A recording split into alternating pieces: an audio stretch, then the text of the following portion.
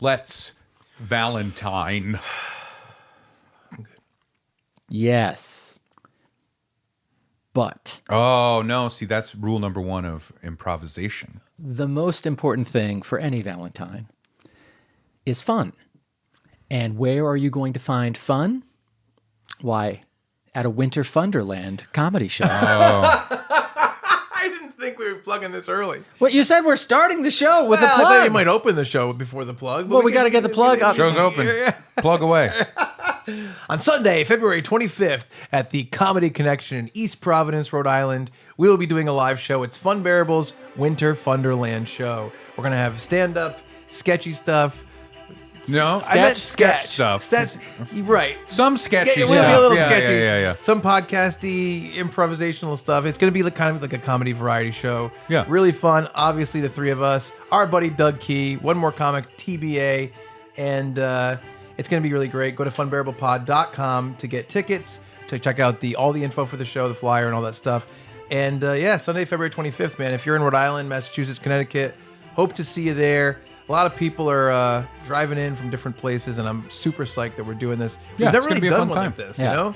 That's true, yeah. We've never done, we've done a couple of live podcasts, and we've done a bunch of, over the years, Christmas stuff and Halloween stuff together. Yeah. But never just, this random one. Well, it's always been like you guys are doing one of the shows that Yeah. is pretty much the same structure. Yeah. And then you always have me on the show. Yeah. And I'll do stand up and then join you guys for things. Right. This is the first time we're finally just being like, let's call it what it is. Yeah. All right. Yeah. No longer is this friends with minimal benefits. This is a relationship. Commitment. Just keeping it Valentine's-y. That's good. Very good. By the way, Yeah. Yes. I wanted to say this. I Yes. had a new idea for Valentine's Day. Oh, let's Okay, hear good. it. So we all know Valentine, Yeah. right? He was that saint. Yes. Yeah. But we celebrate Valentine's Day. It's a time for couples dating or married or whatever. Yeah. You Right. know, it's complicated, whatever you want to call it. It is. But it's a romantic holiday. Yes. That some people have been like, hey, I'm not with someone. I don't have a partner. I don't have a dating person, whatever. Right. I want to still enjoy this. And there was Galentine's Day. Yes. Right? Oh, yeah. As for single women to be like, women get things done. Yeah. Oh, okay. I wanted to introduce something because, all three of us are good, positive gentlemen in each other's lives. Yeah. And we come from different backgrounds romantically, right? Yeah. That sounded weird. Nope. But I'm married. I've Yep. been married for 14 years. Yep. Chuck is single. He's out there. He's mingling, right? Like James Bond. I'm mostly a monk. Brad is mostly a monk. He took that test. Came back 100% that monk. Yeah.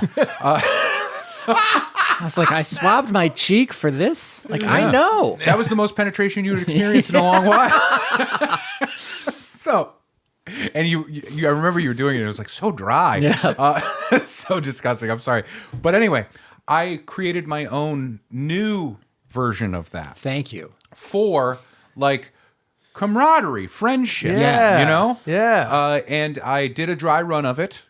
On a college campus because I thought, that's a fun way to do it. Yeah. So I coined the phrase Palentine's Day. Mm-hmm. So I had flyered at the college. Right. Oh, boy. I'm saying I'm pro these pals being together for Valentine's Day. Yeah. Pro Palentine. And so I put up these flyers. We're all meeting pro Palentine. And I will say a specific group of people took umbrage. Yeah.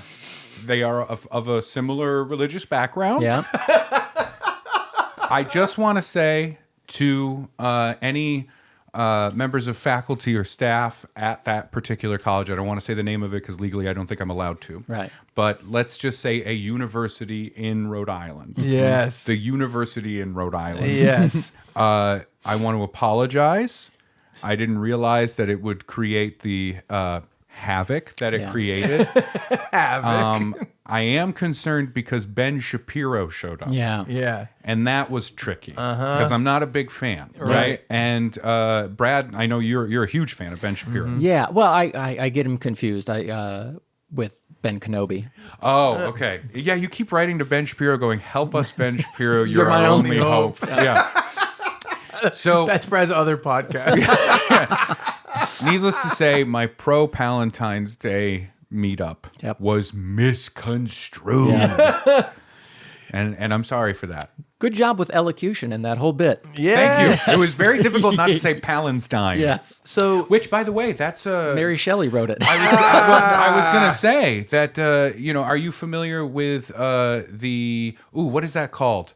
The something effect where you think Mandela. you miss the Mandela effect, Mandela yeah. effect. There's a Mandela effect with Palestine because people think it's Palestine, but if you go back and look at the books, it's actually Palestine. I think you're gonna say it's Palestine's monster. I was doing a Berenstain. Yeah, that's good. Man, those books are weird, huh? Yeah. Oh, Those books, I remember reading them as a kid, and I loved them. I loved the me too. Berenstain Bears. Oh, me too. But you look back at it now, and it does feel real like homeschooly. Yeah. Right? Oh, Doesn't yeah. have a vibe. It's a little bit weird. I mean, my favorite ones were very like the ones that had a lot of specific art. Like they had one where they were like obsessed with action figures, and then they had one that was Halloween, so they all have costumes. That's I feel like those were custom made for Yeah. baby Well, I was Jack gonna Dayton. say like I think that the other ones that are like she has a bad day at school, those are probably more like the lesson-y ones that Yeah. are a little bit weird. But it's so funny. My brother's wife actually said the exact same thing to me this summer about the Berenstain Bears. She's like, I haven't looked at these in a long time, and they're pretty odd. And I was like, yeah, man. The one I remember mostly is the sister, the little girl, Yeah. was biting her nails, and they were trying to get her to stop biting her nails. For some reason, that's the one that sticks in my mind. Okay. Yeah. I didn't have that problem, but I swear. Yeah. And then my fingers are all bloody. all the Band-Aids. I swear it. But I just remember that. But I remember when Finn was younger, we got him some books like that. Like my mom got him a Mercer Mayer Yeah. Little Critters book, which those are just, come on. Yeah. The Little Critter. Yeah, Come yeah. on, Little Critter. Forever in Yeah, my heart, Little Critter. yeah. Chuck, I feel like you would be a little critter. I think I am a little critter. Yeah. If Little Critter hit puberty, I Chuck. never read Big those critter. books. I've never read one. I know what they they're look delightful. like. They're wonderful. Yeah. But those are like cute, fun children's books. But then when we got him a couple of Berenstain Bears, I'll say Berenstain because that's just, I feel like that's what it is. Yeah. At some point, the culture decides, right? Yeah. And I remember going through those books with him, and I'm like, I'm waiting for like the last page where they spring Jesus on you. You know what I mean? Yeah. That's what it feels like. It's all a little heavy-handed. Yeah. Which I guess makes sense. They're bears. Their paws are bigger than ours, our hands. So Boo. heavy paws. I'm sorry. Go ahead. No, you go ahead. Well, I was going to open the episode. Oh, yeah, shit. Actually, well, I was going to tell you, this is kind of a funny thing. This year, someone commented, I don't remember where online, and they said, like, Chuck and Brad, they tagged us, and it said, Chuck and Brad, what are you guys doing for Valentine's Day? And I commented back, when Brad's your best friend, every day is Valentine's Day. And I accidentally wrote Palestine's Day, and Brad said, you wrote Palestine's Day instead of Valentine's Day. And I wrote back, our friendship can be volatile. But it was the exact same thing. That's fun. Isn't that weird? Yeah, that it was is really fun. funny. Yeah, Yeah. it's good stuff. Yeah. Only mine happened. And Yeah. it was bad. It was bad. It was real bad. Well, hello, and welcome to another episode of Funbearable. I am Brad Rohr. I'm Ray. I'm learning from my mistakes, Harrington. And I'm Chuck. I never will stay. I knew it. I knew it. So today's Valentine's Day. Happy Valentine's Day, guys. Happy Valentine's Happy day to you as well. Valentine's Yeah. Day. It's- let us all recognize and celebrate the day however we choose, because there is no prescribed way to do it. Yes, that's exactly right.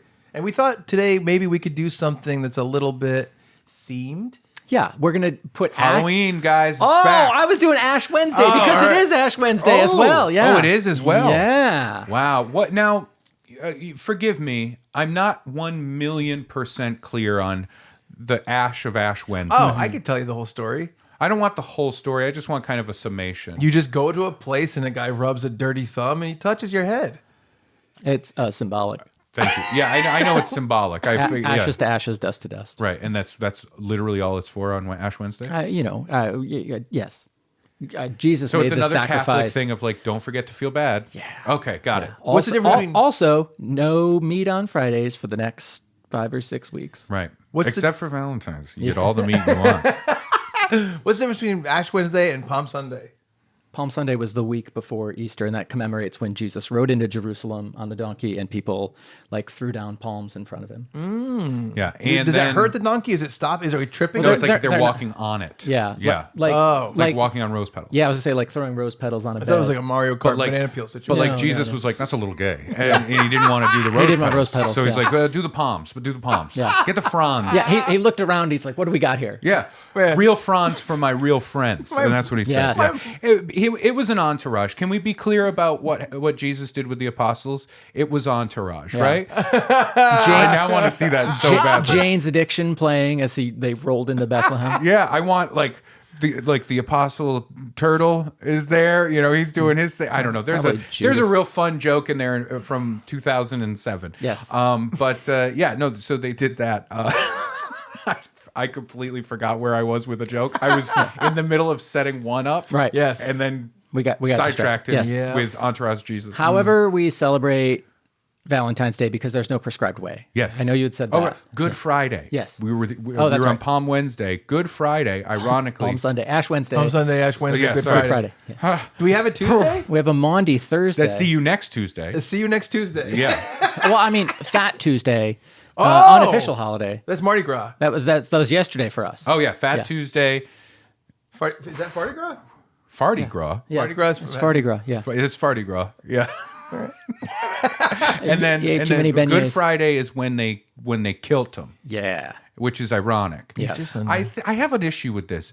It's called Good Friday. Like if, It's good for us, bad for him. but if Jesus came back Yep. today, Right.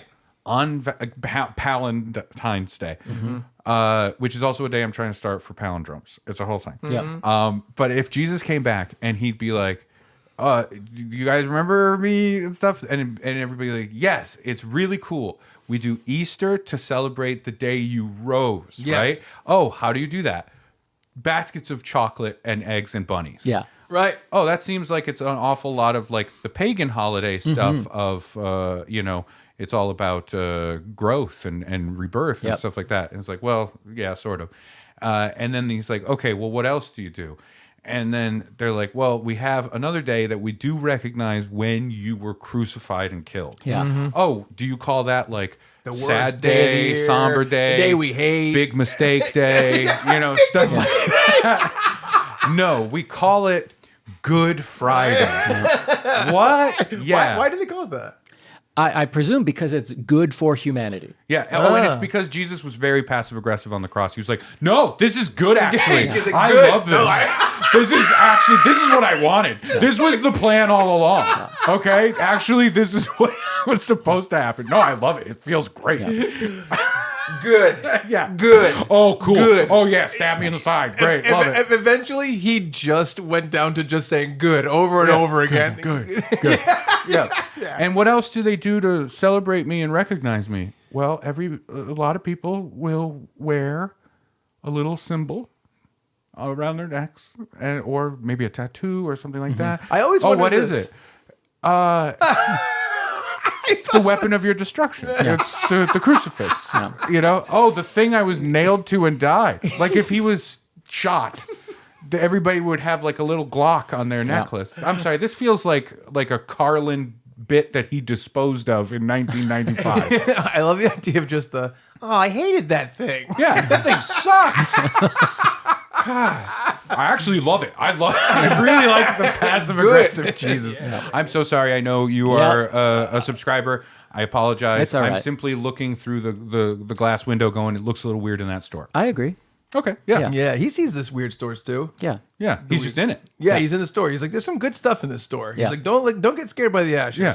Right? Sometimes the bears have a nice lesson to learn. I mean- sometimes they're going to sell you on Jesus. We didn't do ashes growing up because it was like such a Catholic thing. Yeah. And then really only in the past couple of years have I gone to a church that are like, hey, we recognize like we're not Catholic. This isn't required or anything, but like this is a nice visual way to commemorate everything. And I'm like, yeah, it's fine. I'll go. My friends are there. Sure. It feels like an I voted sticker. Yeah, a little bit. Doesn't Yeah. it? Feels Yeah. like a religious I voted sticker. It's and there are churches that are like, yeah, drive through ashes, and I'm like, oh, it doesn't really seem like that's the spirit of the day. Also, but, you could if you didn't even want to take the time.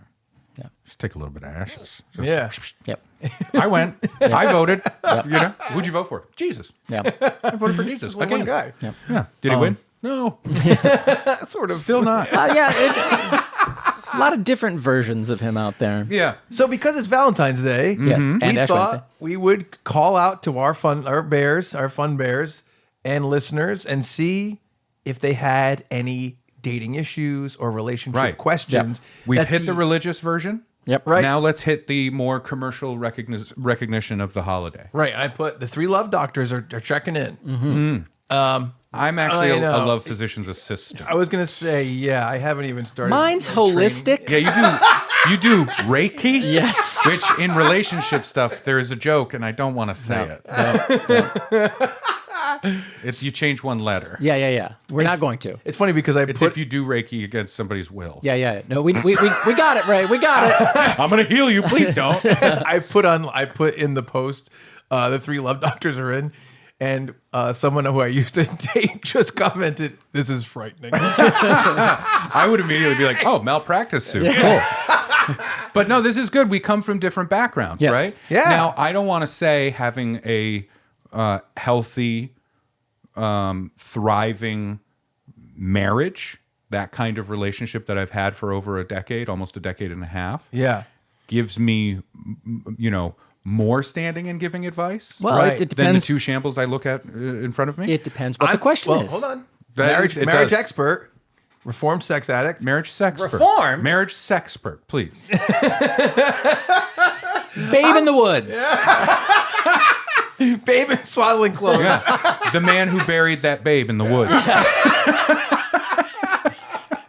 Reformed sex addict. Yeah. Yeah, I think so. I'm reformed. Okay, I'm reformed. great. I don't believe you.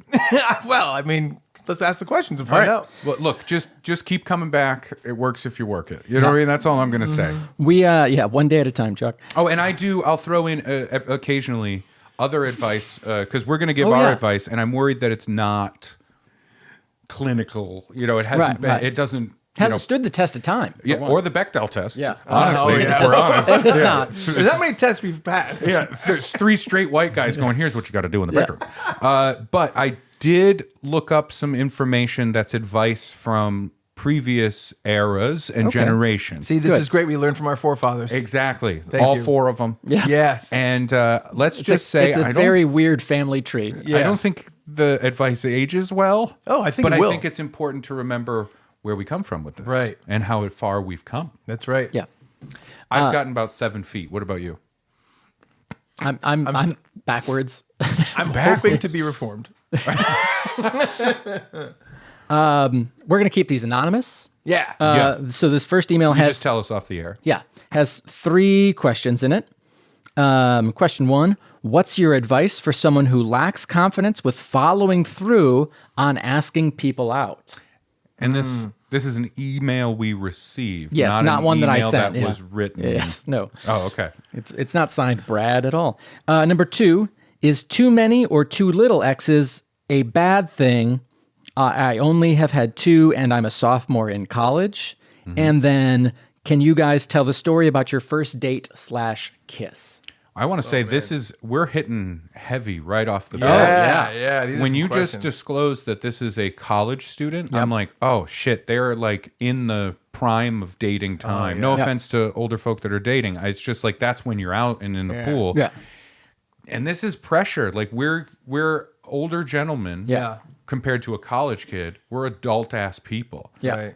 And we're gonna give advice to this college I think kid. we're going to kill it. So what was the first question?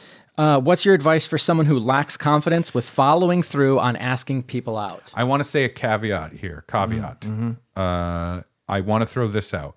My own personal experience in like the dating pool comes pre-smartphone. Yes. One of my jokes is I've been with the same woman since the Motorola Razr 2. Right. Yes. And that's because it's true. So I don't know the world of dating with like apps and Tinder and stuff like that. So it is a little different for me. However, this person is in college. Yes. Hopefully there's some more social mingling happen. Right. Right. Yeah. I think I know what you're talking about in terms of the idea of actually seeing people in real life. Is Yeah. what you're really talking about. Yeah. My advice, and Brad and I have talked about this a lot. Yes. I think if you lack confidence with asking people out, you should just ask people out more often. So Yes. instead of just having a very specific object of your affection that's very built up and very important and very like, man, what is she going to say? She's the most important, I think you just go, you know what? I met a cute girl at this bar. I'm going to see if she gives me her phone number. I met this person for a couple minutes, and do things that are very low risk, where if you get rejected, it's not a big deal, and do it a lot. And then you kind of become used to that Versus, and it's okay. You're kind of saying like versus like having one specific person in mind. Right. Yeah. And going, I really like this person and I really want to ask them out and I really, really hope they say yes. Yeah. And it doesn't matter about anything else. Right. It's this. And you build up that thing. Yep. Yes. Versus treating it more casually. I would agree and co-sign with, don't do that scatter shot. Don't. Right. I remember there was a period of time, I think like late high school, where there was this thought in your head of like I can't remember if I saw this in a movie or if another person I think told me. that this is in a movie. I know what you're Yeah, going to like say. if you ask 100 women out, one's gonna say yes, and like Yeah. you just got to ask them all out, and Yeah. it's like that's the wrong approach, right? Yeah. Don't just be like, hey, you want to go on a date? Hey, you want to go on a Might date? have been Boomhauer on King of the Hill. Could have been, yeah.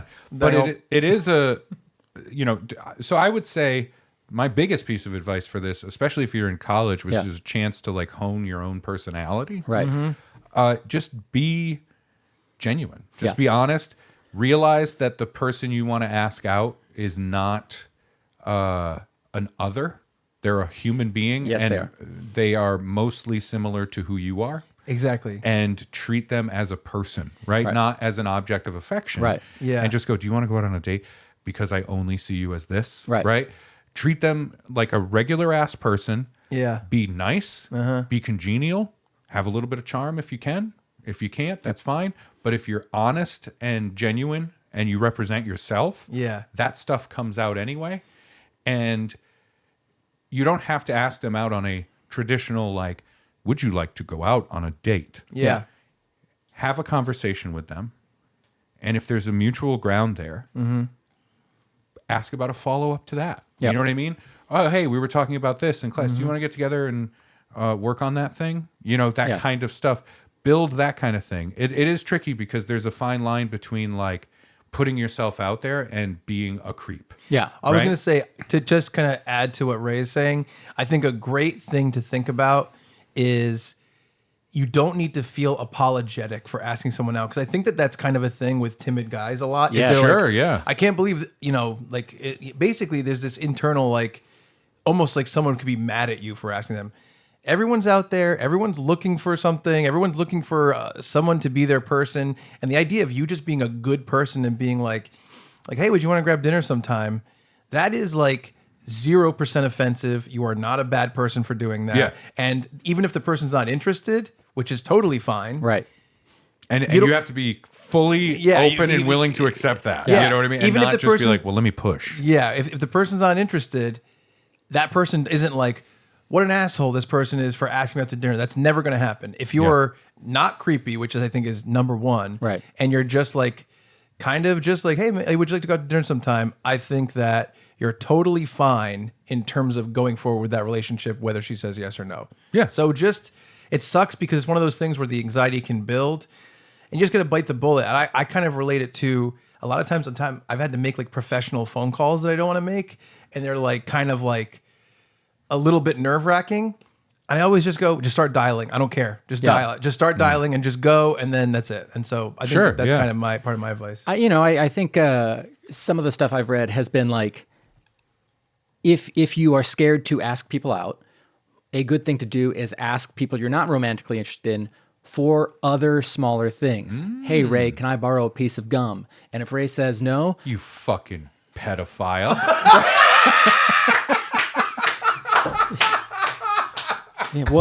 it was young gum.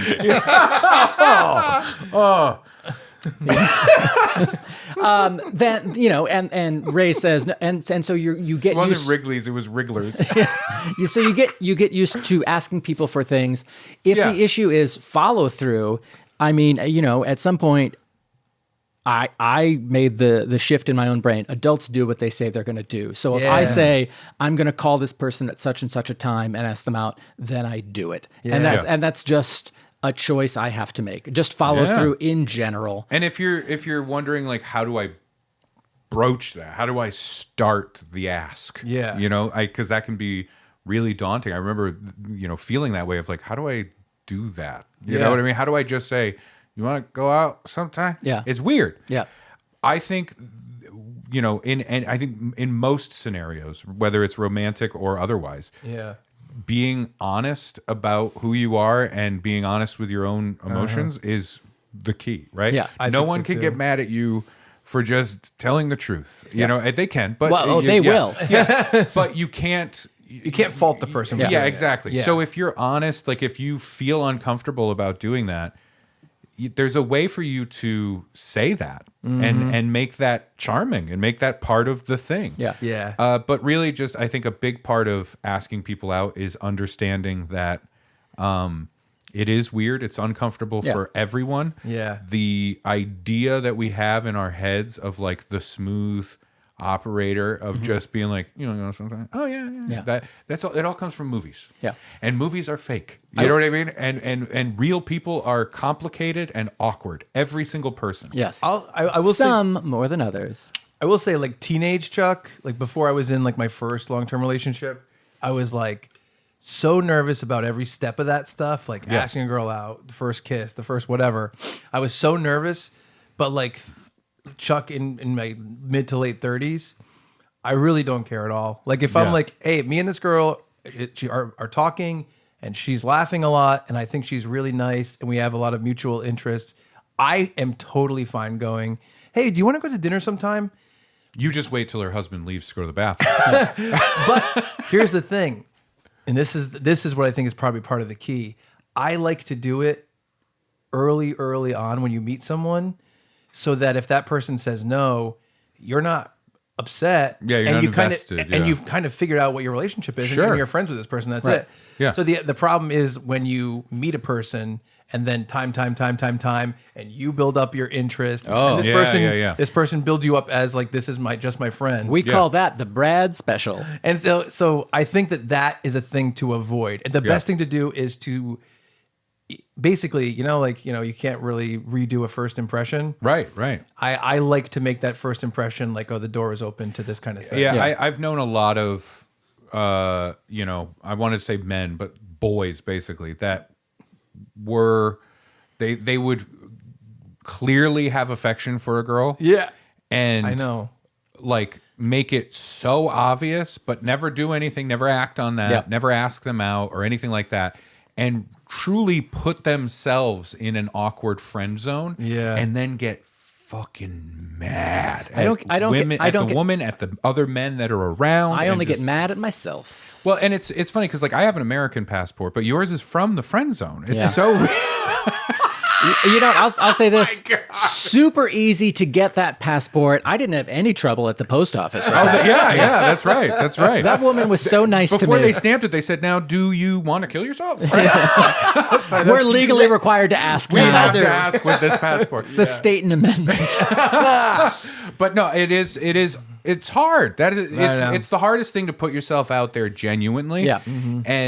And brace for impact of like rejection. Yeah. But I think keeping it as casual and honest as possible removes a lot of the potential for hurt. Yeah. Does that make sense? But don't get the reputation of being the guy in college for sure that just asks out every girl Yeah. in every class. Yeah, Right?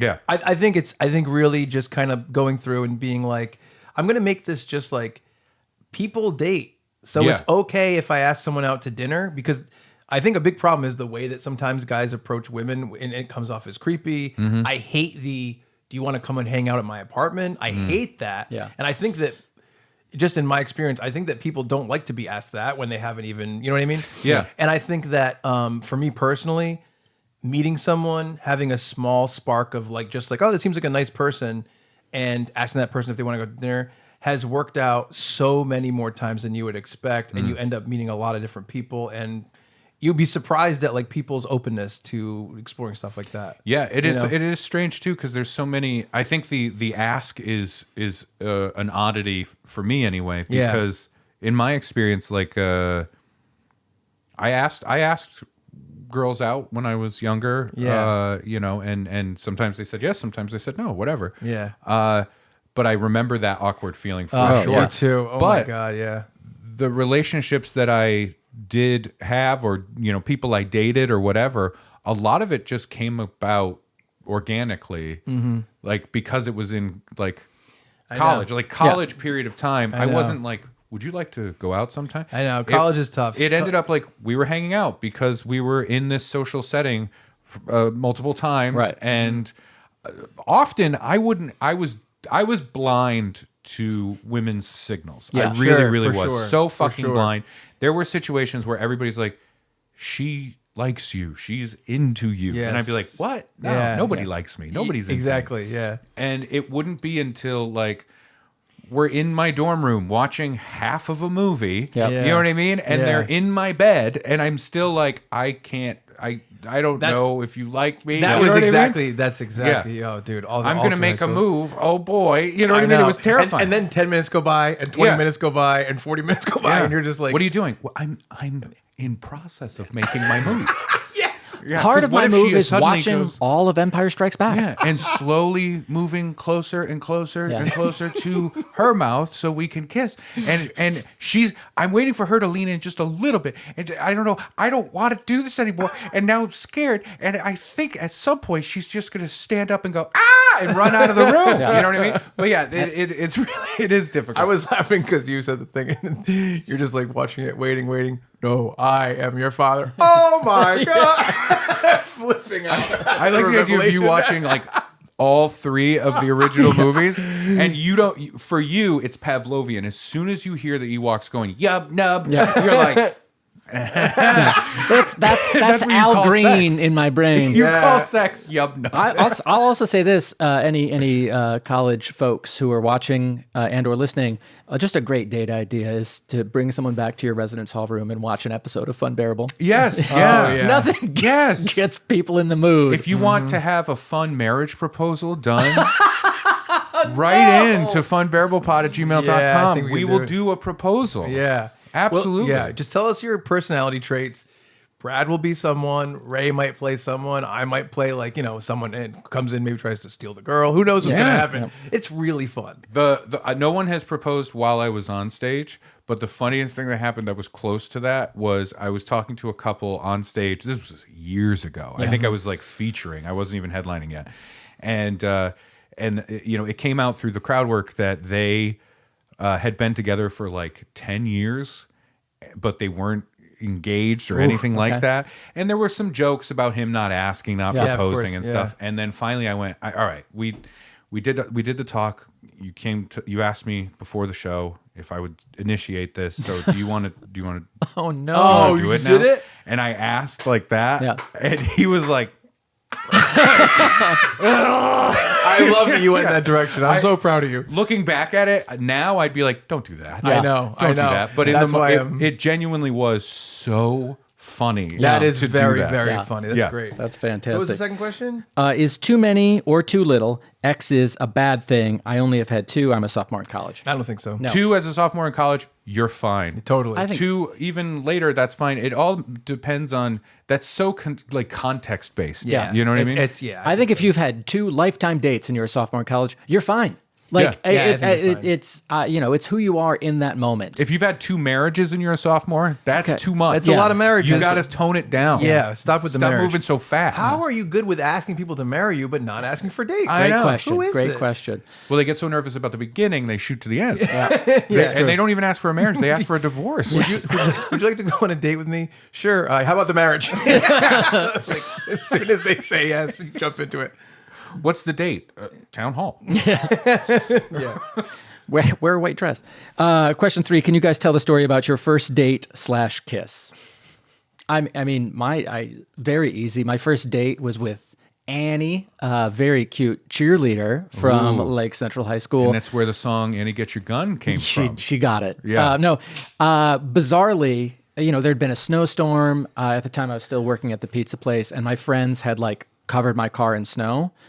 And Friends? yes. Okay. Somehow, we're high school Yeah. boys. Yeah. That's- Yeah, no, you're right. Of course, yeah. High school boys, Yeah. the closer the friendship, the more horrible you are to the other person. Oh, I think so. And the car door, like my driver's side door, was broken because of this weird snow prank. So I had to get into and out of my car in the passenger side. And then like the next day, I'm like, I'm taking Annie to the mall. We're gonna walk around. I'm wearing an olive green sweatshirt, like doused in cool water cologne. Oh, hell yeah. And, then you open the door and she thinks you're being gallant. Nope. And then I have you to get slide in and slide through. Oh. And, and we just went to the mall and walked around. And I don't know if she considered it a date. I definitely did. It's on my every date I've ever been on spreadsheet. And The one you read out to dates. yes. I think it's now- important you know my history. It says, it goes to the clock, it says 7:01. Then it goes through, and then it says 7:03. Yes. My joke was the fact that I keep a spreadsheet like this is why it's so easy to update a spreadsheet like this. And then first kiss was with Jessie, my high school girlfriend that Chuck wrote to when pranking me. I told her that Brad became a clown. Yep. And, we had watched the movie. Sorry, it's not what he did. It's the fact that after he said it, he went. He like looked around like he's not even looking at anything. Sometimes in the cold light of day, my pranks are weird. Yeah. Yeah. Also, in the hot dark of night, Yes. they're weird. Also, take pranks out of the sentence.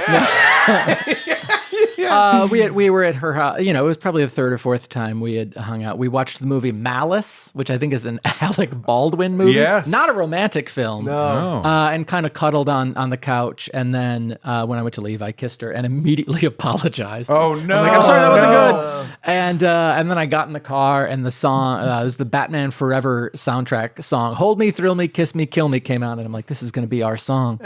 I should have thrilled her. Yeah. And then we probably went out one more time, and that was it. So we did not High have school. a song. That's okay. But it was very sweet. She can still get it. Both of them. Annie. Oh my God. Annie and Jessie, both still beautiful women. How about Two-Face? That is. Two-Face, half good, half great. It's a really come see, That come was saw. great. That was great. Man, that is the most like sexually forward thing I've ever heard you say. Yeah, well, she can get it. That you haven't written for me to say in a Gibby script. Yeah. What?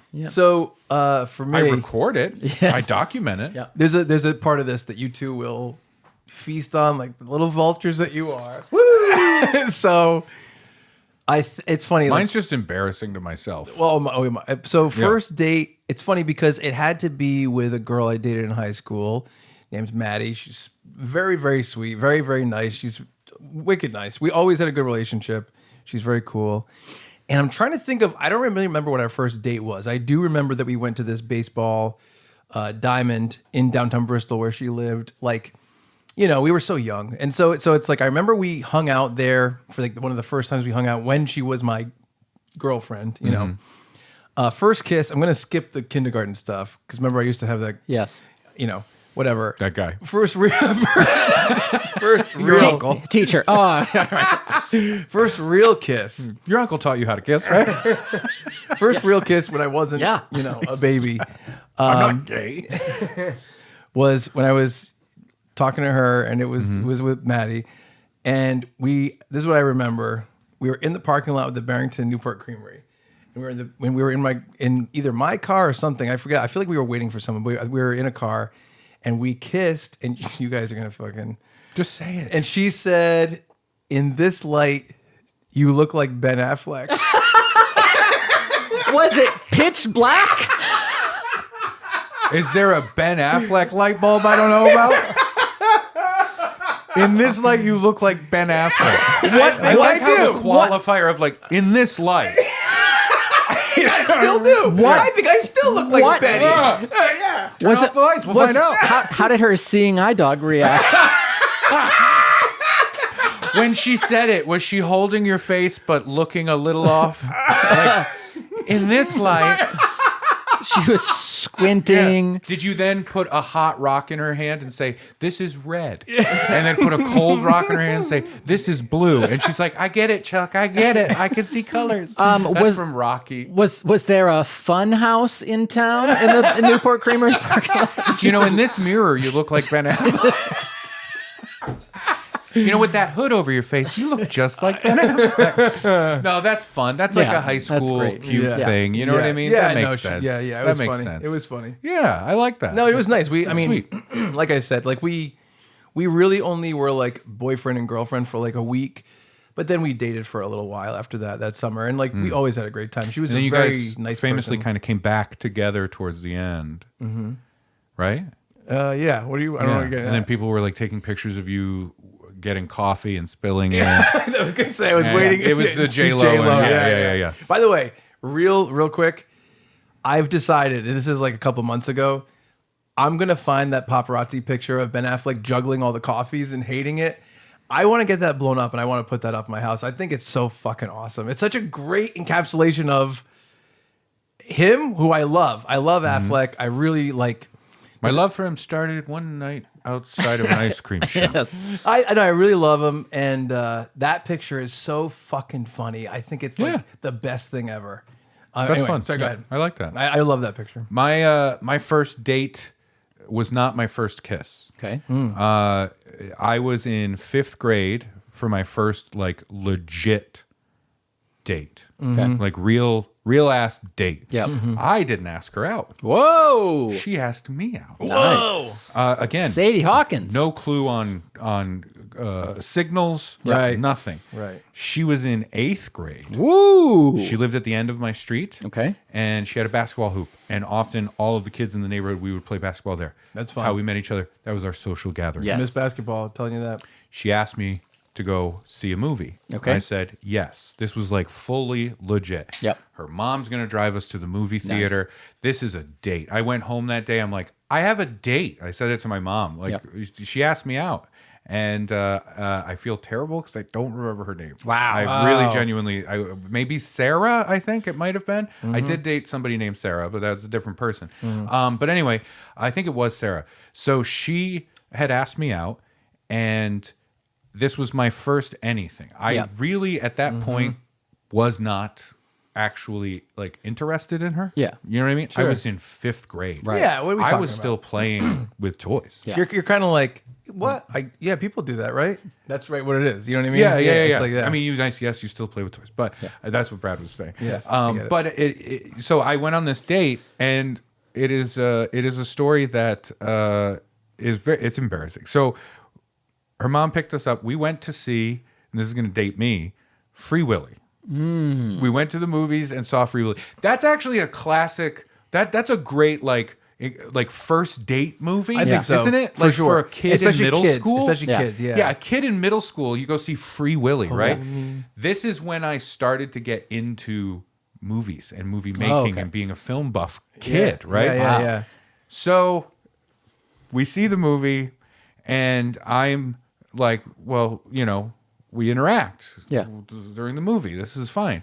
I hope he saves that whale. I'm so worried about that whale. Look at his poor little fin all crooked over. Do you want to give me a hand job? I've heard of it. I don't know what it is. So maybe we'd rub hands? Is that? You go, do you want to give me a hand job? And you put your hand. And she just spits, and I go, that was great. Thank you. So we saw the movie, and then we go home, and it was just awkward, and I felt no connection there, Right. and she got a little colder, you know what I mean? And then we go home, and it was just like, we're too young for this stuff. Yeah. And the next day we're hanging out, and I was like, so did you have a good time on the date? Like that kind of thing. Yep. And she's like, you wouldn't stop talking about the whale, like being an animatronic. Like, you just wouldn't stop talking about it. So apparently in my 5th grader brain, the whole time in the movie, whenever it was the fake whale, because I saw some making of featurette, I'd be like, that's a fake whale. So little has changed. I say it now when I watch porn. Sometimes Ray calls me. He's like, dude, I got to talk to you about this. He's like, Kalina doesn't want to hear this anymore. And it's about a movie. Yeah. I was finding my way. I was true to myself. Yeah, you found your way and stayed in the way. Yeah, and you know what I needed? I needed to find a woman that appreciated that. Somewhat. Not this little 8th grade Sarah. Right? Full-grown adult woman, Kalina. Yeah, exactly. But no, but in my 5th grade brain, it was like, this is something I know. Yeah, of and we're course. just here. Do we just sit and look at the screen? Like, I had no idea, and I was just like filling dead air. You know what I mean? Of course. But it was so funny, and so we were like together for a couple of weeks. Yeah. It ended when my first kiss was supposed to happen. Oh, okay. And it didn't.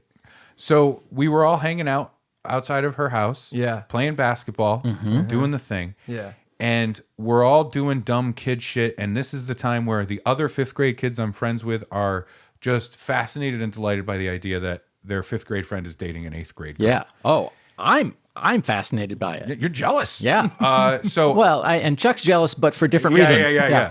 Oh, if only I could find the right 8th grader. If only I knew which scenes it was an animatronic. I'm jealous of her. For the trivia. I wish a date would point those things out to me.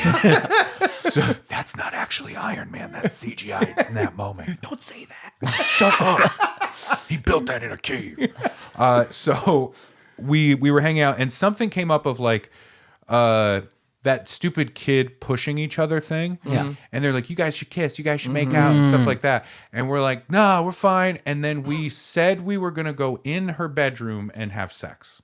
That's what we told them. 5th grade and 8th grade. Okay. Yeah, I did. Yeah, same thing. The first time if it counts in your child brain, had sex was when I was in like kindergarten or 1st grade. Same thing. Yeah. With Karen Dooley, we went in my room and there was a gap between the bed and the wall, and we laid on the floor there. And then she laid on top of me, and then I laid on top of her, and then we got up and we were like, we had sex. Yeah. You know, it was fun. It was a good time. I'd give it 5 out of 5. She was a wonderful lover. Still your method. Yeah, exactly. Yeah, right.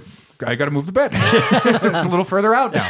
But so we go in her room, and we're sitting there. Sorry, real quick. You go to your honeymoon, and you're like, oh no. Oh, the bed won't That's move. the bed's bolted to the wall. Oh. Yeah, sorry.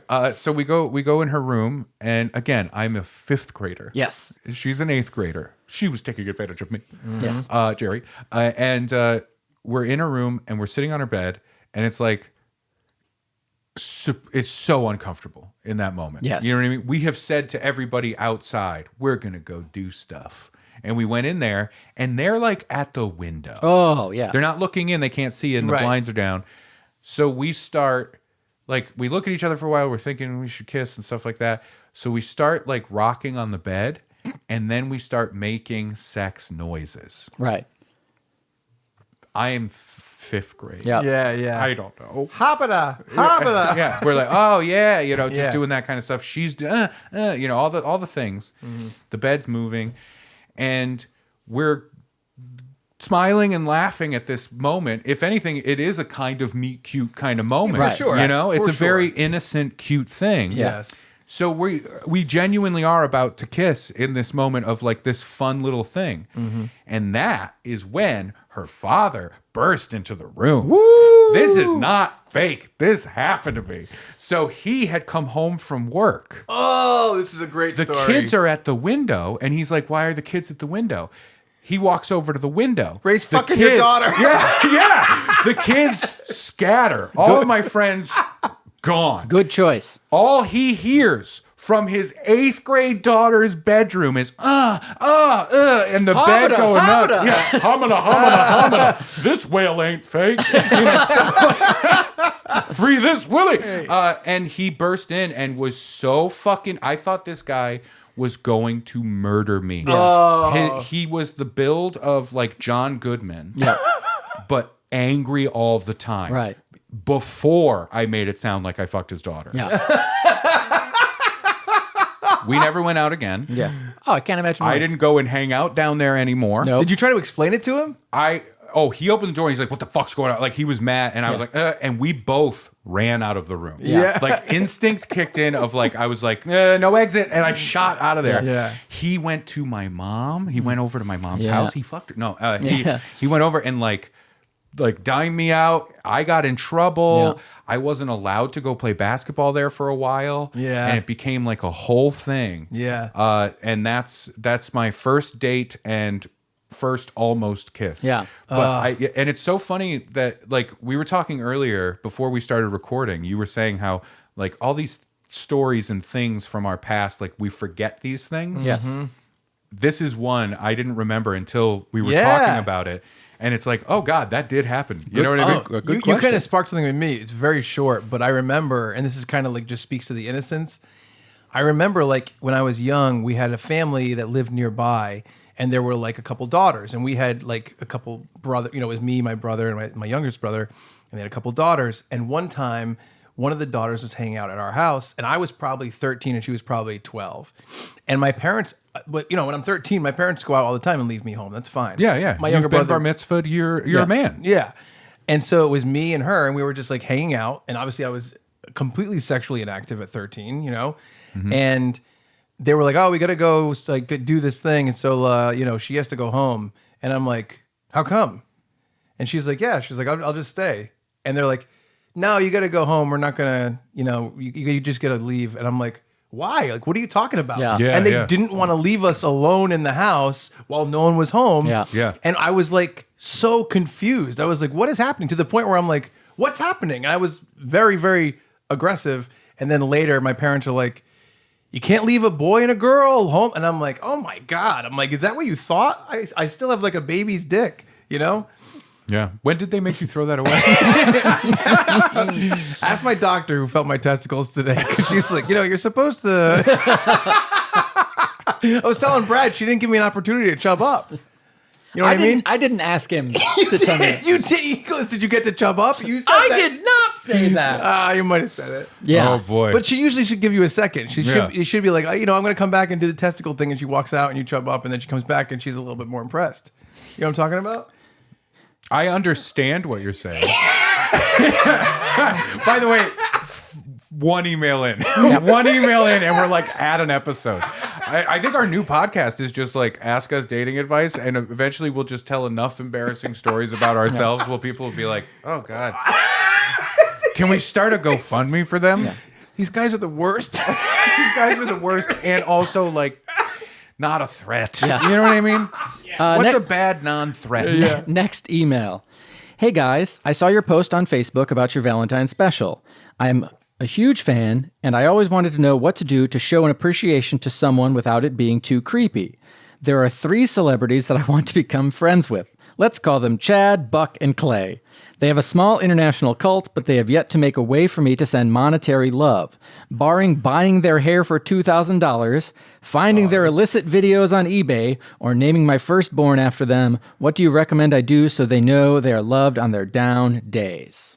Oh, that's very nice. It's very sweet. That is very nice. More philos than eros here. I think that's more just like you've already done it. I was gonna say, just saying that. I think the email is you knowing what to do, which is just kind of expressing it once in a while. Yeah. I think that's a real Absolutely. answer. I really think that. and as a man with a child and a responsibility for care, I would say, get at me. I'll send you my Venmo Venmo? information. I thought you were going to say, come babysit I was for gonna me. And say that I think too. I think also Buck and Chad would also understand. Yeah, that money should go to Clay. Clay's got a kid. Buck Well, I and mean, Chad don't have a kid. I mean, what if Chad's unemployed? Yeah, Clay has a job.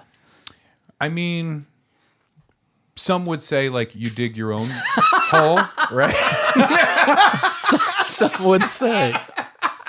Some would say. And I don't even know. Buck would love a third residence. No, but I will say, real answer. That email is it, and I say, Yeah, thank you very much. if people really do care about like, how do I show I care about you guys? When you listen to the podcast, tell some people, share the podcast. That's honestly the best. I think that's the best If you thing. share it and let people know, Yeah. that's a huge help. Yeah, because I will say, just like a little bit off topic, I'm really, really, really thankful for the way that everyone has been into the podcast. The people who Yeah, listen absolutely. have been fucking awesome. And so now I'm just like, we're trying to figure out how to grow, Yeah. basically. But the people how to that are chub here, up our audience. yeah, exactly. See, we all need to chub up once in a while. Yeah, in various ways. Various ways. Yeah, various ways. Yeah. okay. Next email. Hey guys, thank you for all the laughs you give me on Funbearable. I find I can't get out of the friend zone. All my life, that's all I seem to end up with in my relationships with women. I've been told that I am this great brother figure to them, which is annoying because I already have 4 sisters.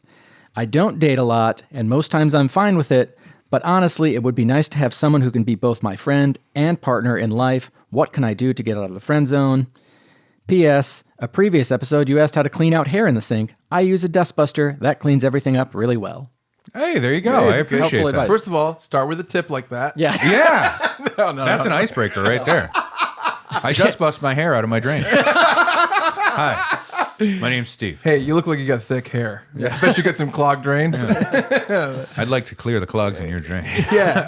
I think this is a difficult one, right? Yeah. But I think it ties into our first question that we received. Exactly, yes.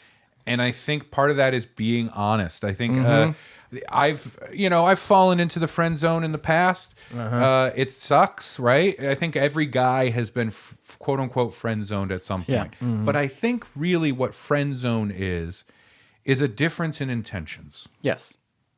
unspoken intentions. Often. And that's the key. Yeah. Right. I think you have to at some point be clear with the other person. Yeah. In some way. Yeah. Yes, you want maybe you want another friend. Yes. Maybe you're fine with a social thing and going, hey, we can be just buds, not a problem.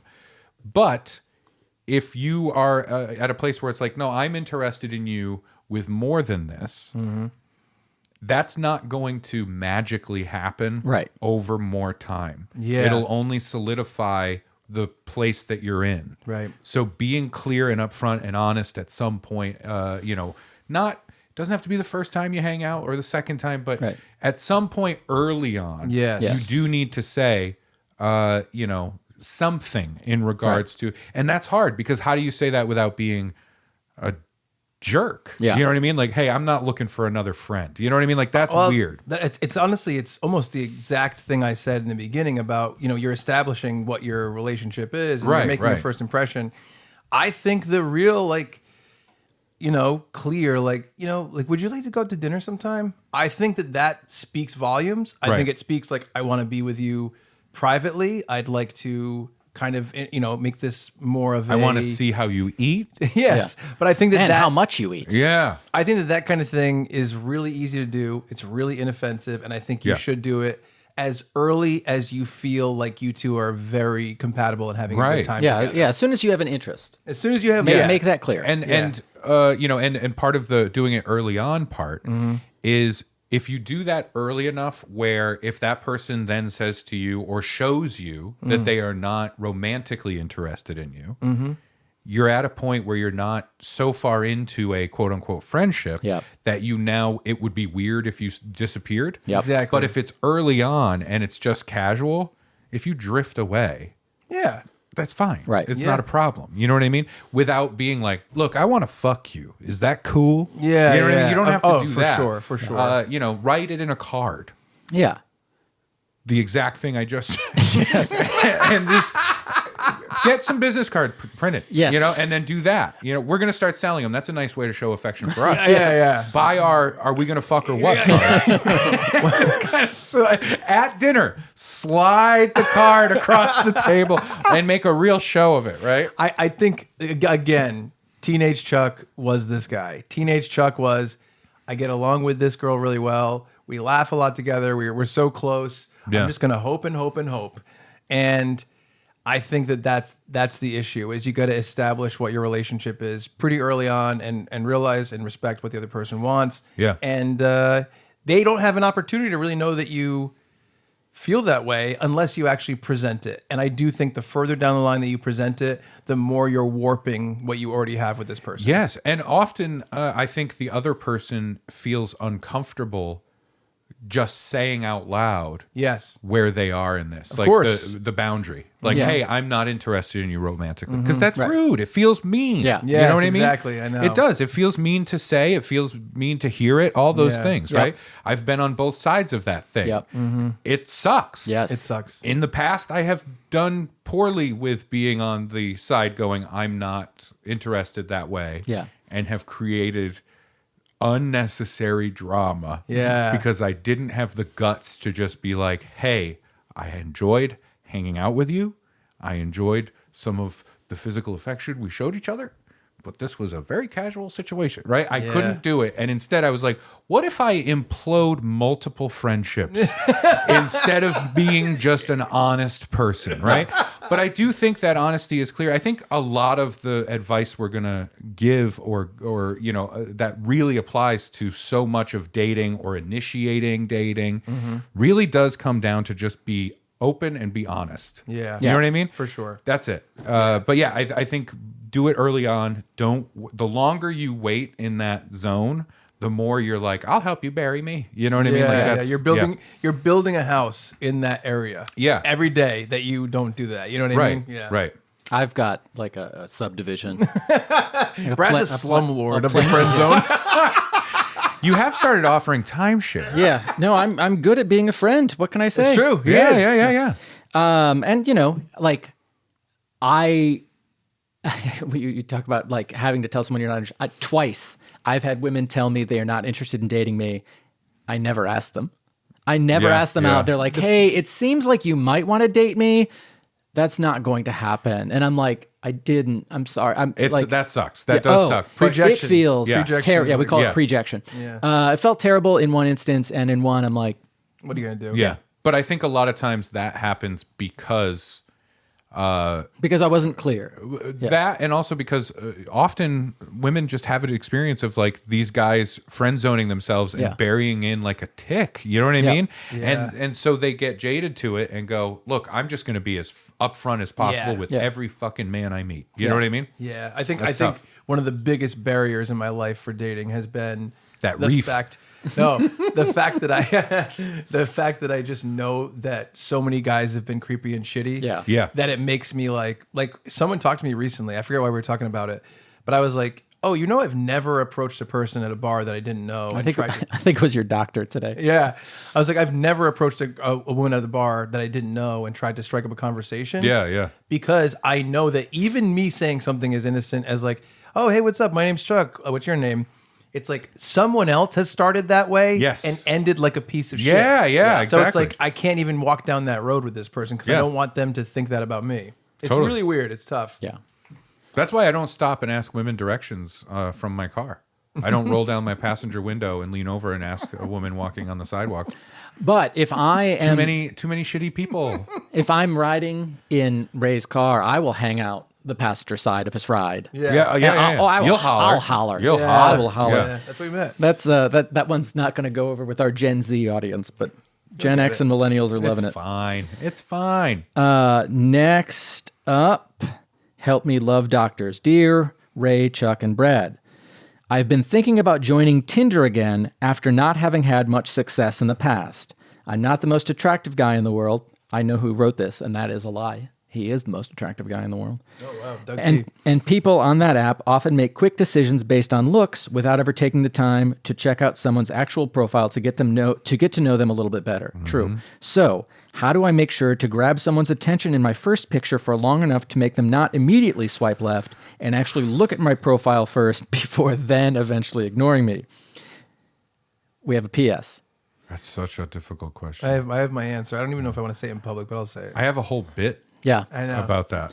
Also, since I'm currently losing weight, is it morally wrong to use Photoshop to make myself look thinner? I'd say don't use Photoshop. Yeah, do not Photoshop yourself. Don't affect anything. No matter what. You don't want to hear the justification? Okay, go ahead. Okay. I know I'll get there someday. All I need to do is to keep them talking on the app for long enough to reach my goal weight before we finally meet. Then if it's so close, then you can update it when you actually hit that weight. Yeah, if you have a profile, I don't know dating apps, but I'm pretty sure it's not like once you start your profile and put your picture up, they're like you're locked in. Yeah. No. That's who you are forever. Yeah. I think be as upfront and honest and fucking take a picture each day. Yeah. And just put it up every day. Yeah. You know? True. Really feed the dating algorithm. Yeah. Technically, I'm not lying. I'm just showing them what I'll look like in the future, and isn't that what matters most if they are looking for something long term? So we are unanimous. Don't Photoshop. Don't Photoshop. And also, a long time ago, I kind of realized like never plan for what you think or hope will happen. You got to live with what you have. And that's and in dating, I think that's part of it. Take the pictures of you that are accurate. And if you're so sure you're going to get there, then when you get there, take those pictures. Yeah. of Yeah, you. and that'll be a victory. By all That'll be a means, nice by all little means, victory. like choose flattering photos. Well, yeah. But Photoshop out your forehead pimples, maybe. Some of us do that. Some of us. Some of us maybe close the gaps in our teeth. Some of us maybe put a sock in their pants. And the second picture is always a crotch shot. I mean, some of us put a sock in our pants, but it's to keep things dry down there.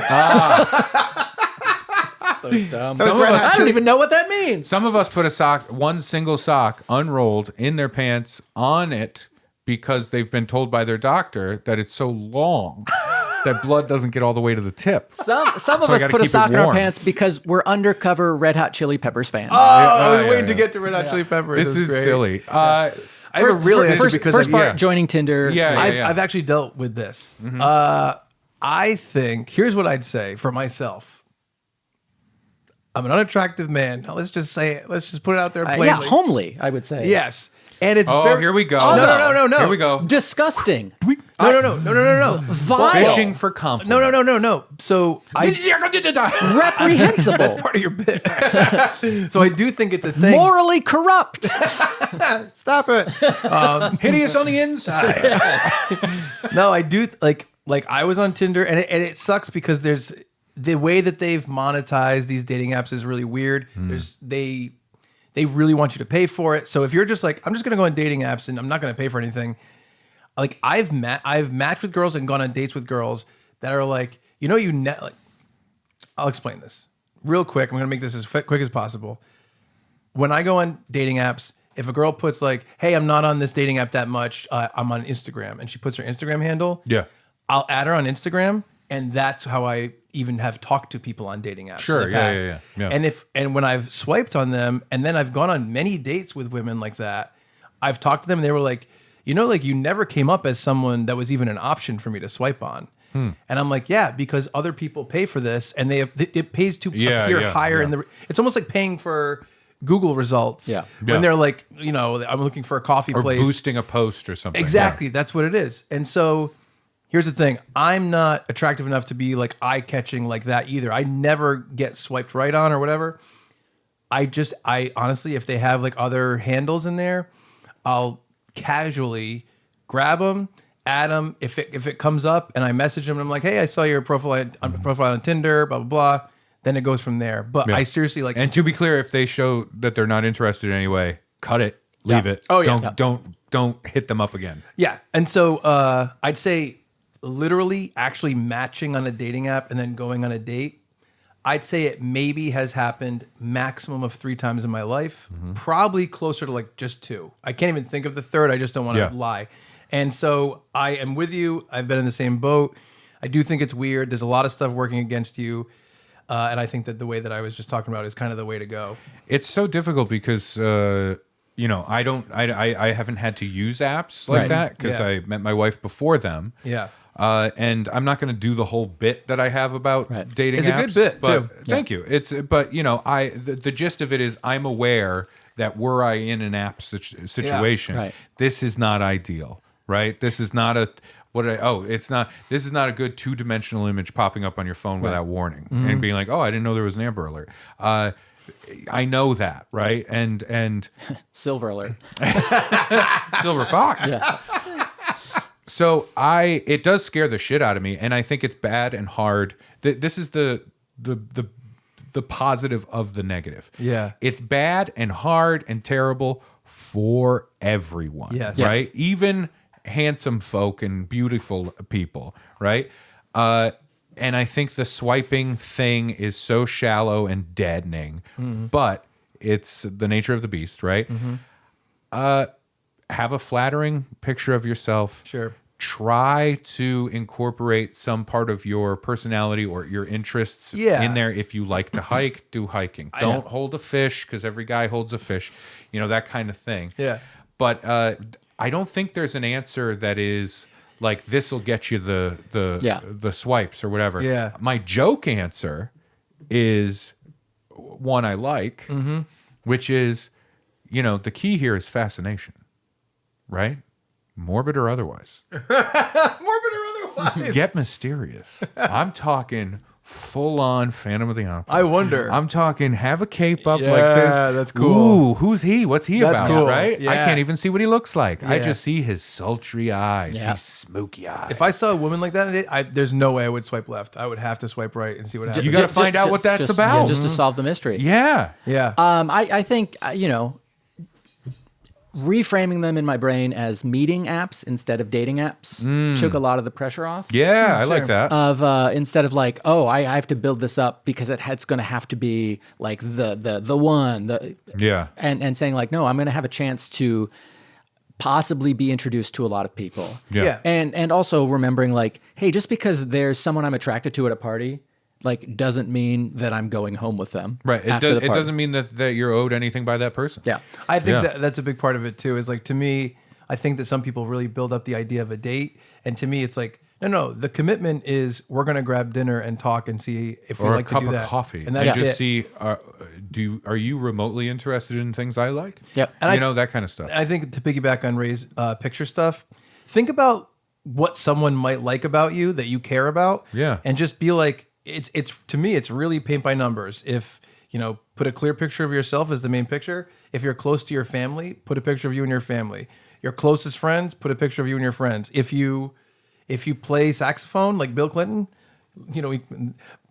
Next week's episode. yeah, that's Yeah, right. yeah, Put a picture of you playing saxophone. If you care a lot about Yeah. your cat, like Brad, put a picture of you and your cat. It's just, It's on Yeah. there. It's yeah, not the that's first it. one. That's, but it's I think that's it. And just make sure you're not misleading. Yes, yeah, that's key. And also to piggyback on what I said as the joke answer. Yeah. If you don't want to go mystery, right? Mm-hmm. Go full on old school 80s, early 90s headshot. I'm talking like lasers in the background. yeah, like like Okay. comedian I headshot. thought you know? black and white. Yeah, it's black and white, and your arms are crossed, like, or do the good old shoulder shrug, Yeah, hands up, like, yeah. did I just say that? You know what I mean? Do one of those. Oh my god, maybe hold a banana like a phone. I will You say, know? I've never gone the route of like a weird take on that. Yeah. And that is fun. I think that's a good idea. when I Yeah. get back on the apps, you guys can help me with it. I'll do it. There we go. Next email is from a lady, which is important. You said you were going to keep this anonymous. Yep. Too much information. Lady, Statistically, with podcast listeners, we pick from 4. Lady Bird. I want some advice on the best way to ask a guy for something you might want more of in the bedroom. I don't want to come across as complaining or criticizing. There are just certain things I'd enjoy more of and don't know the best way to address it. Thanks, guys. Heart. I think you just say, like, please make my Cheez-Its extra toasty when you bring them to me for breakfast in bed. This is a real email? Yes, it's a real email. Well, the Cheez-Its thing was That was what you, I yeah. eat in bed. Yeah, but Yeah. yeah, it's a real email. That's interesting. Wow. Do you think, just real quick, your take, is she saying she wants to please the guy more, or is she saying that this guy doesn't do what she likes? No, she's saying that she's not displeased with the performance in the bedroom, but there are certain things that she likes more of, and she wants more of that. Does that make sense? Yes. Yeah. You know what's funny? A lot of our advice, I think, is gonna boil down a lot to like honesty and like authenticity. It's weird because Right. everything has gone back to this. But like at this, Within moderation for this question, because what if what they like is getting choked, and they're like, no, I want to go until I almost die. see, let's assume that what they want more of is not something insane. But like Yeah. I know I agree with you. What if it's like they like it when their lover wears a mask of, let's say, a person from a podcast, whoever it may be, and then their lover did it one time but feels weird about it. You know what I mean? Yeah. yeah, it could be. It's Chuck writing the emails to say, hey, I want them to wear a mask of Chuck. It is very interesting, the idea of there's a specific thing that this person likes, Yeah. and they want more of that thing. So I mean, this is my general answer. I think when I first was like sexually active, which is now fucking 1976, I was way more withdrawn about talking about it. Mm-hmm. At this point, totally cool with being like, so what do you like? yeah. Just being like, Yeah. so what do you like? I mean, obviously, And you don't have say that menu on the wall, which is weird. it, don't say it like that. So what do you like? Yes. But like, I So think, what can I get you? You know, You're chewing gum. You have a pad. You're writing. I think you just, I seriously, straight up asking, straight up being open about it, I think is the best being way like, to do I it. like when this is going on. Let's do that more. And you could be playful, coquettish if you want. You Exactly. can do that kind of stuff. I understand bringing up your proclivities or whatever. I struggled with that, with being like, I like that thing that happens. Yeah. Yeah. You know, but I playfully brought it up before stuff was going on. Right. When we were talking about the idea of stuff, I was like, you planted the you know, seeds. I really like that stuff. Right. Wow, You it's know? almost like Inception. Right. No, just being honest. And famously, Inception is about like two people sitting down and going, "Hey, this is how I feel." Yeah, direct and communication. Ray are running around in the snow with shotguns. And it's like, what is it? What does he Ray want? You ask more blowjobs. All right.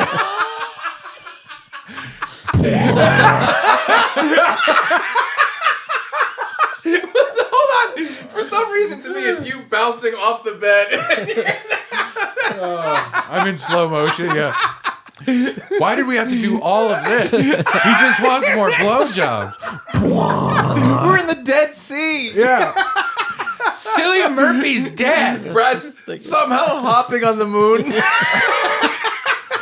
This city is folding in on itself because this guy likes bejibbers.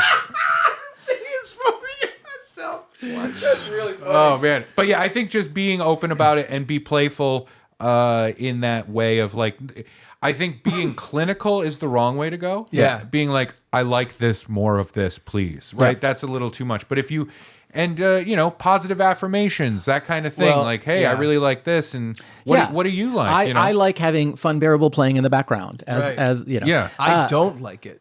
You know, like they might say that back. Yeah, right. yeah. Because And then you've you have to already respect started. the other person's Or maybe you just situation. put it at half volume. Or, Sure, or you know, put headphones on. AirPods. Yeah. I know there's an app that like partners would download. Oh, yeah, compatibility. And you say like, all right, this I'm very interested in. This I would do, but wouldn't Yeah. like. And then it tells you like these are the things you matched on of like enthusiastic. Hey, we both like having you know, food. We both swallow light bulbs. Yeah. Or like, hey, I'm not I super. call it festering. Yes. Hey, I'm not super into festering, but would if my partner asked. Right. And then like, and then I'm not into festering at all. Well, the partner, like, you know, they know what they put down, but they're like, all right, well, they're not into festering. And then they look out the window longingly. Yeah. A bald man walks past. I think And you know, if you are unsure how to bring those things up, you can say, oh, I was, you know, watching the greatest podcast in the world, and they talked about this app. Isn't that crazy? Or send us a follow-up email with the specific thing. I would like to know what the thing is. If I you're- kind of want to know what the thing is, if you're too. comfortable, whoever wrote this in, Anonymous. be anonymous. What is the thing you're talking about? I want to know. But here's my other offer. Do that. Yeah. We will write back to you when we have it planned, and we will say at the, you know, we'll do it, and then we'll let them know, hey, at the 22-minute mark Yes. on this next episode that's coming out, we say the thing. Oh. And then all three of us organically Yeah. in the episode, we're like, you know what? You know what I love to do in the boudoir? Swallow light bulbs. Holy shit. Have you tried festering? Festering is hot. Yeah. And here's another little real tip. Yeah. If you like a thing, let's say they're just going to go on a limb here. You're a lady and you like to get a little bit more of the little tongue action, right? Let's say. Yeah. I think you should just say like, I like to do this to you and see what the person says back. Because they're going to respond to that. And it's a little bit more like you're offering something. Yeah. Maybe they offer back and maybe you just open a discussion. Maybe like grab their hair and slap them in the face and be like really aggressive about it and be like, get down there. You know what I mean? Like do something like that. Yeah, that's also I don't good. know. That's something. If you're a woman. If you're a woman Yeah. or a man. Oh no, that's aggressive. I think don't like women. that. Yeah, for women they can do that. Maybe hide something there and be like, God, Next we email. went too much on the goose. We should have. We peaked at festering. Yeah. We did. Next email. I am trying to plan the perfect date night in. I really love to cook and want to cook something for my date. What is a good dish to make and dessert for date night? What would each of you want for a romantic dinner? That's tough. As a married man of 14 years, Yes. Yeah. my like romantic dinner is so fucking different than a dating dinner. What is it? It's so different.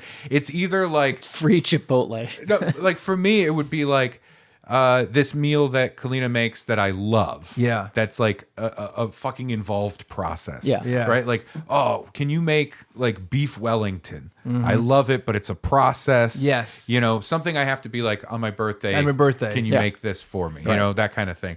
Or for a romantic dinner, it would literally be, and this is who we are as a couple, my wife and I, like a romantic dinner for us. We have occasional like actual romantic dinners. Yeah. Yeah. But we're very much not those people anyway. Right.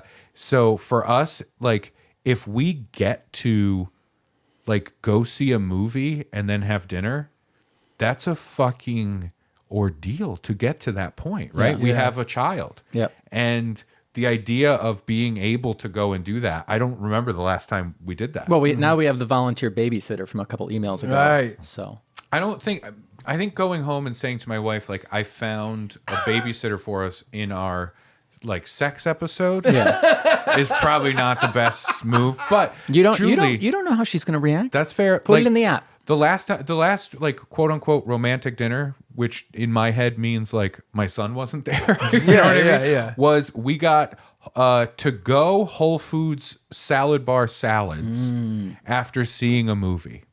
Yep. And it was great. And we were so happy. Yeah. We were so happy. But that's because we're in a different situation. Yeah. Right? Yeah, for sure. No, that's very specific. When Yeah, Chuck when and I someone take Finn to cooks- the zoo this summer. Yeah. Yeah. I don't, well, I gotta run it by Finn, really. No. Okay, are they in the zoo? No, I'm out. But no, like I remember. Just tell me, are Uncle Barrett and Uncle Chuck a couple or not? It's very confusing. So no, the like I had a home cooked like romantic dinner situation, and it was just weird, I guess, Yeah. because there was effort put in. And I wasn't expecting this situation because I thought we were at a different level kind of deal. And then there was like a performative thing of like the meal has been put in front of you, and it was almost just like, I'm gonna watch you eat what I made. I made you a meal. But I think that's at that age, Yeah. early 20s, where it's like, look, we're being adults. Yeah, it definitely didn't happen in my mid 40s. Oh, sorry. Yep. What? You got real mad about this? No, I'm mad at myself. Oh, okay. For putting in the effort for someone Oh, who. you cooked for Yeah, them. yeah, yeah. I was gonna say, Oh, okay. I Because put in for the me, effort it was for- they cooked for me, No.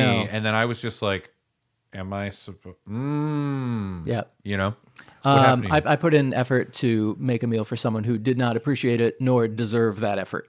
Oh no! Were they critical of the meal? No. Oh, Just that just would be the worst. yeah, just the way they've acted. Oh, okay. Oh well, then fuck them. Yeah. Fuck them to death. I hate them. Yeah. Full Brad camp here. Yeah. I sous vide'd some chicken, which is not it's weird because it's not a difficult thing to do, but the chicken was like too tender, like it was falling apart. Yeah. I think I did broccoli as a side. I And really just, God damn it, Brad. I was so in your corner. I know. And the plainism thing, and then you tell me you literally dry boiled something. yeah, That's what sous vide is. You put it in a little baggie and put it in boiling water. vacuum seal that baggie. It's like you didn't want the flavor of the water to get in. Yeah. Yes. It wasn't thick enough. It's too runny. Nice callback to it. Water is too watery.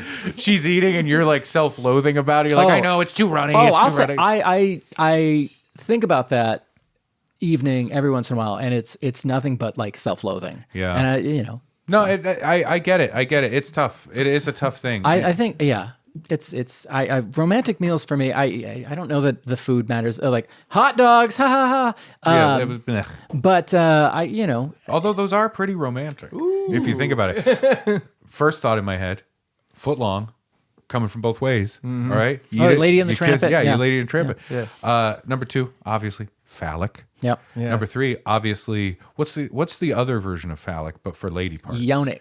Yonic. Yonic. Oh, because they're yoni. Yeah. Yeah. Because you got that bun. You could lick the toppings off of it. Yeah, you could kind of- You could just, you could you shape know, it. you do all the things. Okay. And then that's silly. But I think in terms of like romantic meal, doesn't it kind of stereotypically, like the cliche of this thing, come down to like you don't want anything too heavy, Right. Yeah. This is also like perfect romantic date night, I thought, too. Let me check. I thought there was a first. What is a good dish to make, good dish and dessert to make for date night? And then what would each of you want? What was the first for- sentence of the? I am trying to plan the perfect date night in. Yeah, there you go. Okay. I think the food, it's probably making it romantic is more about the atmosphere. Yeah. Then- I think it could be any old shit, but if the vibe is right, it's a beautiful romantic dinner. Any old shit romantic is funny to put together. It's kind of true. I have some actual answers. Mine are actual. They're Any old actualized. Truly. I know, but go ahead. Sorry, go ahead. No, I just for me, the effort is always appreciated regardless of what it is, and I'm a fussy eater. To the point of psychosis, I was recently told. By a doctor. Nope. In that hospital. By Dr. Genius. Oh, you're fine. Don't trust a thing that man says. You see the effort, you appreciate the effort, and that is more important than necessarily the result. Sure. And then for dessert, chocolate chip cookies. Come on. I think there's like you can't go wrong with like a lighter pasta. Yep. You know what I mean? You have a little of it. I have some real answers for me personally. Because she says like, what do you things? I think like a perfect like perfect date night in to me. Pretty simple. If you're staying in, like I'm happy to do like the either favorite movie or new movie thing. Right? That's easy. Yep. I am kind of like happy to do the romantic coupley things, like even just playing like a game together. I like that, like a board game or something dumb. And for the food aspect, I think for me, chicken cordon bleu is a great option. Good one. Chicken cordon bleu for Chuck. Chicken marsala is a great option. Okay, there's mushrooms there. No thanks. I like mushrooms. I'm out of here. And then, I love twice baked potatoes. That's pretty good. I'm just thinking So about my heavy. favorite foods.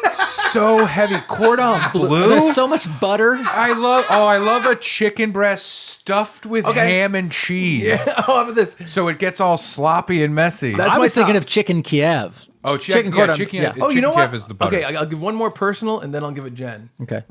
General. Yep. So basically, Meet with the general and save some time. it's General Sal, actually. Oh no. So, another thing I love is lasagna, but without sausages in it and meatballs on the side. I love that. And, Sure. Yeah, and you hate Mondays, famously. I hate Mondays. I think Italian like pasta is like a pretty solid go-to because Yeah. it's fairly, depending on what it is, it's fairly low effort to I don't mean it's low effort, but Right. it's like it's not a process that takes forever. Right. Yeah. Right. Like you can pre-do some stuff, you can let other things happen. You know what I mean? Yeah. And it's usually like a nice win, maybe like a nice lemon-based pasta instead of like anything too heavy. Right, or just the noodles. Just dry noodles. That's what he eats. Yep, with ketchup.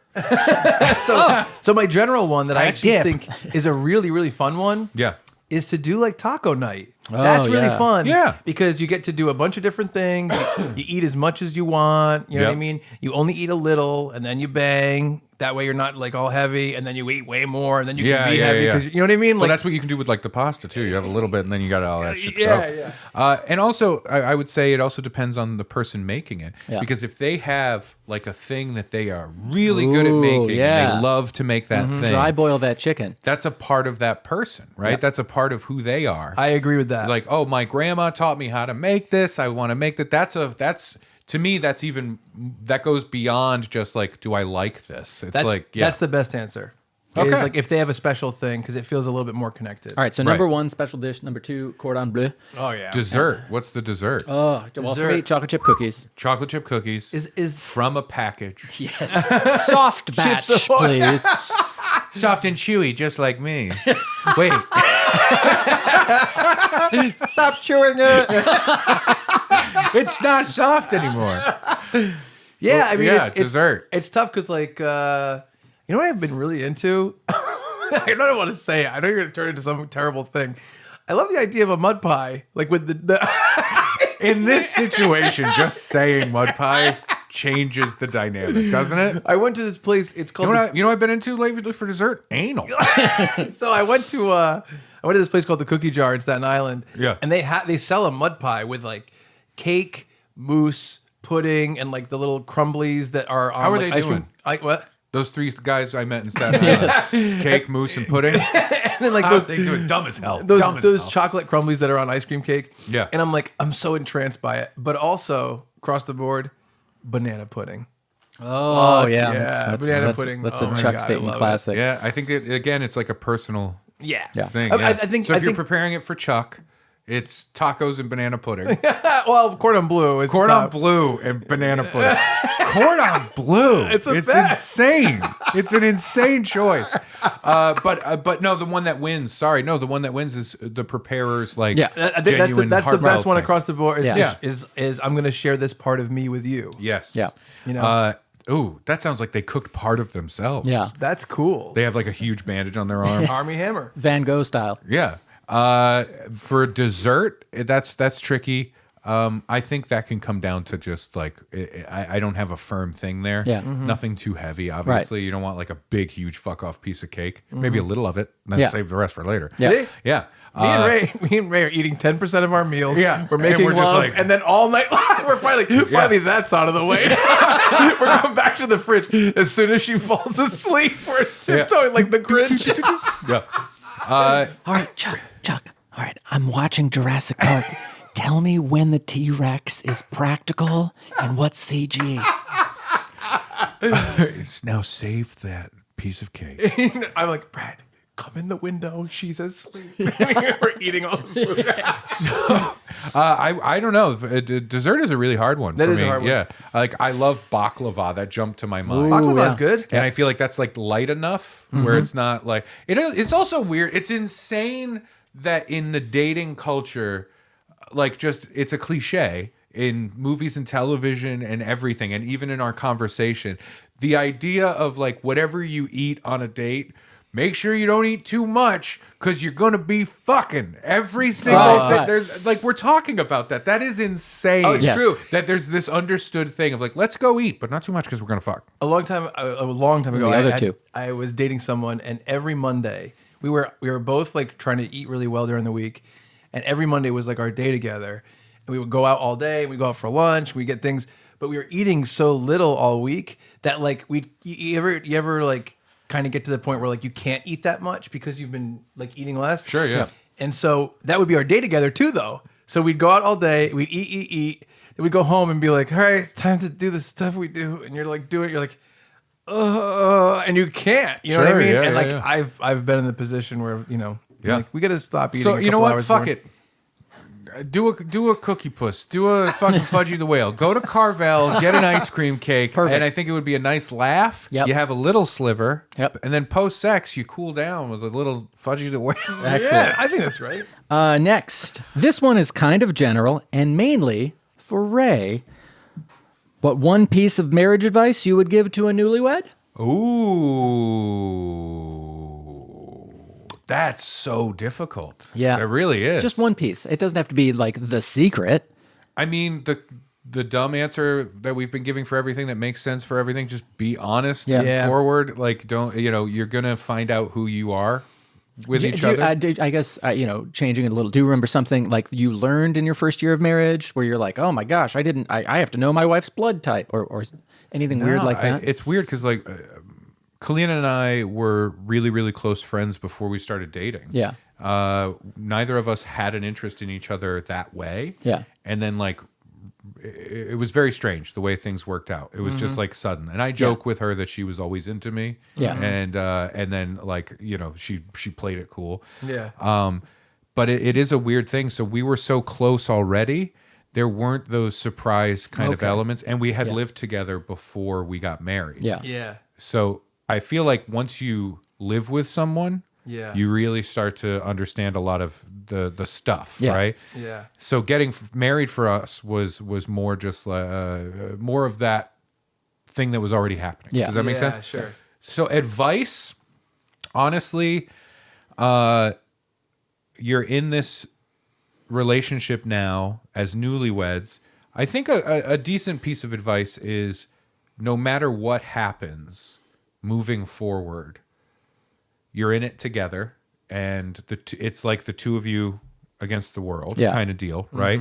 So your biggest responsibility, and this is provided everything's going well and it's a healthy relationship. Right. Yeah. If you're with somebody that's like terrible, this is bad advice. Right. But you should be the most anchored support for your spouse and vice versa, right? In that my best friend kind of way, Yeah. right? If that makes sense. And understand that part of the fun of this thing in life is that you guys are going to change. You guys are going to Right. grow.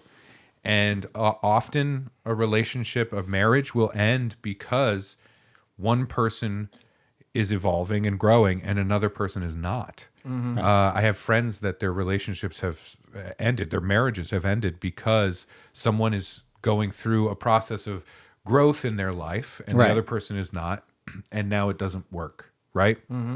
So recognizing that the person you're with, I think it's a really exciting thing that like the Kalina that I married, there is still mostly that person, Right. But there's this other Kalina now through life, through Yeah. life experience, through course.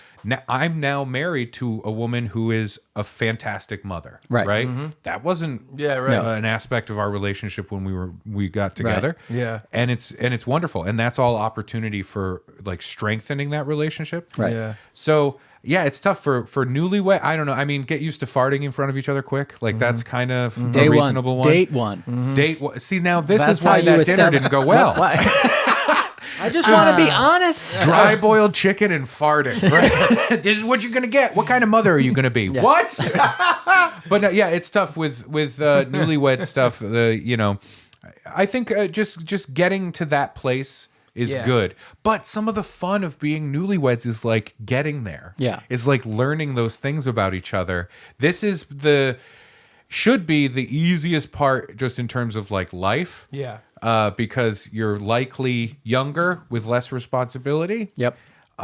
Maybe not kids. Who knows? I don't know this person's personal experience. Nor do I. So if it is pre-children, I would say right now, my biggest piece of advice is if you want to go somewhere and see a thing or do anything like that, you should do it now. Yeah. You know, if you want to go on a trip, go on that trip right now. Yeah. Like right now. Right. Get a little envelope and start putting money in it and write whatever place it is. Write Right. Paris, France on the envelope and start saving up for it. Warren, Rhode Island. Yeah. Whoa. Warren, Rhode Island, the most romantic place in Rhode Island. And but like go and have those experiences and stuff now. And if you already have kids, you know that's something that you have to plan a lot longer for. Yeah, that's a hard question. Yeah. I actually have a little thing I want to say about this that's interesting that I just think it sounds very base, but I think it's actually really helpful. When I started dating my ex-girlfriend Alyssa, we were having a really good relationship. Everything was going really well. And she was going to college. And what happened was her mom basically was going to move away. And if her mom moved away, she was going to have to switch to a different college. And we were probably going to have to break up. And so we decided to move in together, even though we were only 6 months into the relationship, and which is wicked early, Yeah. very, very Yeah, early. yeah. So we kind of sat down to talk about it, to talk about what direction should we go, because basically we're breaking up or living together, and we kind of came to this conclusion. We're like, well, let's live together, but let's make an agreement right now that like any little thing that bothers you slightly, or anything you'd like to do more of, or anything that you may normally in a relationship kind of just like hope it organically changes or whatever. Let's be as forward as possible about everything like that. Like there's no difference between our feelings. Like we're just 100% honest all the time. And we eventually broke up, but like way, way, way later. And the actual transition to just living together 6 months in was totally fine. And that was a big part of it, I think. Having that weird discussion, which again, it sounds base, Yeah. but I do think that sometimes people don't operate like that. Sure, yeah, yeah. You know what I mean? Yeah, and those like isms, I think, with living with someone, it's tricky because like marriage is such an odd like label at this point. Yeah. Like my wife and I loved each other. We were gonna be together, and we already lived together. Right. We just signed some paperwork and had a Right, party. right. Like right. so, but you know, Yeah, recognizing that like now in that life, if you are in this marriage and this is a lasting marriage, which sometimes it's not, you know what I mean? That's fine. Yep. I have been married longer than my mother was married to my father, and my grandmother was married to my grandfather combined. Wow. Yeah, I'm the one that is lasting. Yeah. And my great grandmother, they weren't divorced, but they were not together. Right? They lived separately, everything. yeah. So I'm the only one in my family that I know of like the marriage thing. My mom just got married to her longtime boyfriend. They were basically together already. And it's a wonderful thing. And I'm thrilled for that. I also would say, like that's a great, exciting thing if you're in this thing and it's lasting. You get to experience a change, not just in who they are, like I was saying earlier, but you start to change as well in a good, positive way. Right. And you become, this could sound terrifying if you look at it pessimistically, but it's not. Like you become a unit, like this thing, Yeah, of this course. this entity. Like my wife and I have built a life together, and we've made a life together. You know what I mean? Right. We've ended some lives together, but it's a really beautiful thing. And then at the other end of the spectrum, I would say if you are married and it's not working, that's okay. Right. I'm not going to be one of those weird Berenstein Bears people and be like, you need to work at it and do the thing, and if it's not I mean, obviously within reason. Yeah, of course, Yeah, of course, yeah. If you're gonna don't like have one fight and be like, "But this isn't working. I'll see you later." You know what I mean? Like that, you can't do that. Yeah. But I have friends that have gotten divorced, and it's hard, and it's there's shame in there, and all that stuff is complicated. Some of them, they have kids, and they have to deal with that stuff. Some of them don't have kids, Right. But the thing I always say to a friend or like a fellow comic that gets divorced, whenever someone lets me know that they have gotten a divorce, I always truly say, I'm really sorry, but also, hey, congratulations. Yeah. And not enough people hear that. And Right. I always hear back from them like, thank you, right? Like, thank you. Because too many people look at it like, oh, I'm so sorry. Yeah. Oh, because it was the death of a relationship. Right. And it's like, nobody gets divorced in a good marriage. It's true. It's a bad relationship. And now you're done. Yep. Good for you, right? Like Yep. you got out of a bad situation. Right. So I don't think that's the negative that I think, I mean, Some people look at it. It's so short in the timeline of like what divorce was. You know what I mean? Like I said, my great grandmother, she was not divorced from her husband because no one got divorced. Exactly, right. And then my grandmother did get divorced when that wasn't done. Yeah, you know? exactly, yeah. And then my mom got divorced during that time when everybody was like, hey, we can do divorce. Yeah. Yeah. And now I'm married in a time where it's like people are like, oh, we're not getting married. You know what I mean? Yeah, Like it's a right. thing. I know. So so that my I don't have a singular piece of advice. That was good. Yeah, That was I think very it's good. all context. Yeah, that was good. I think that was good. What's one thing you wish you knew in college about relationships? And we have touched on this earlier, but I just want to make sure. Not everybody's into swallowing light bulbs. Yet. AKA, Festering. for me, I it took was Festering 101. it was a lot of the stuff I said earlier when I was like, teenage Chuck was like this, and this Chuck is like this. Yeah. It's all identical. It's don't be scared of rejection. Establish what you want the relationship to be very early on. Be authentic. Be truthful. Don't feel shame for wanting to date someone. That's normal. And if they're not interested in you, that's also normal. Yeah. We all But have that. it's also your responsibility to like be cool with that. Exactly. You know? So yeah, all sides Yeah. of it. So it's a lot of authenticity stuff and Yeah. a lot of, to me, very base. Don't hide your intention stuff. Yeah. You know, that's a big Well, I part think of it just keeps going back to this idea of like just be honest Yeah. with yourself, with the other person, and know. be honest about who you are. And that's going to be a positive, right? And it will be attractive to other people. And it'll help you not waste your time or their time. Right, exactly. You know? The selfish version of this question though is like what could you tell you back in college? I'd say just don't ever try. Never try. No, I think I think I would have asked a wider variety of, like, I would have made an effort to meet a wider variety of people and therefore spend time with them romantically and otherwise. Yeah.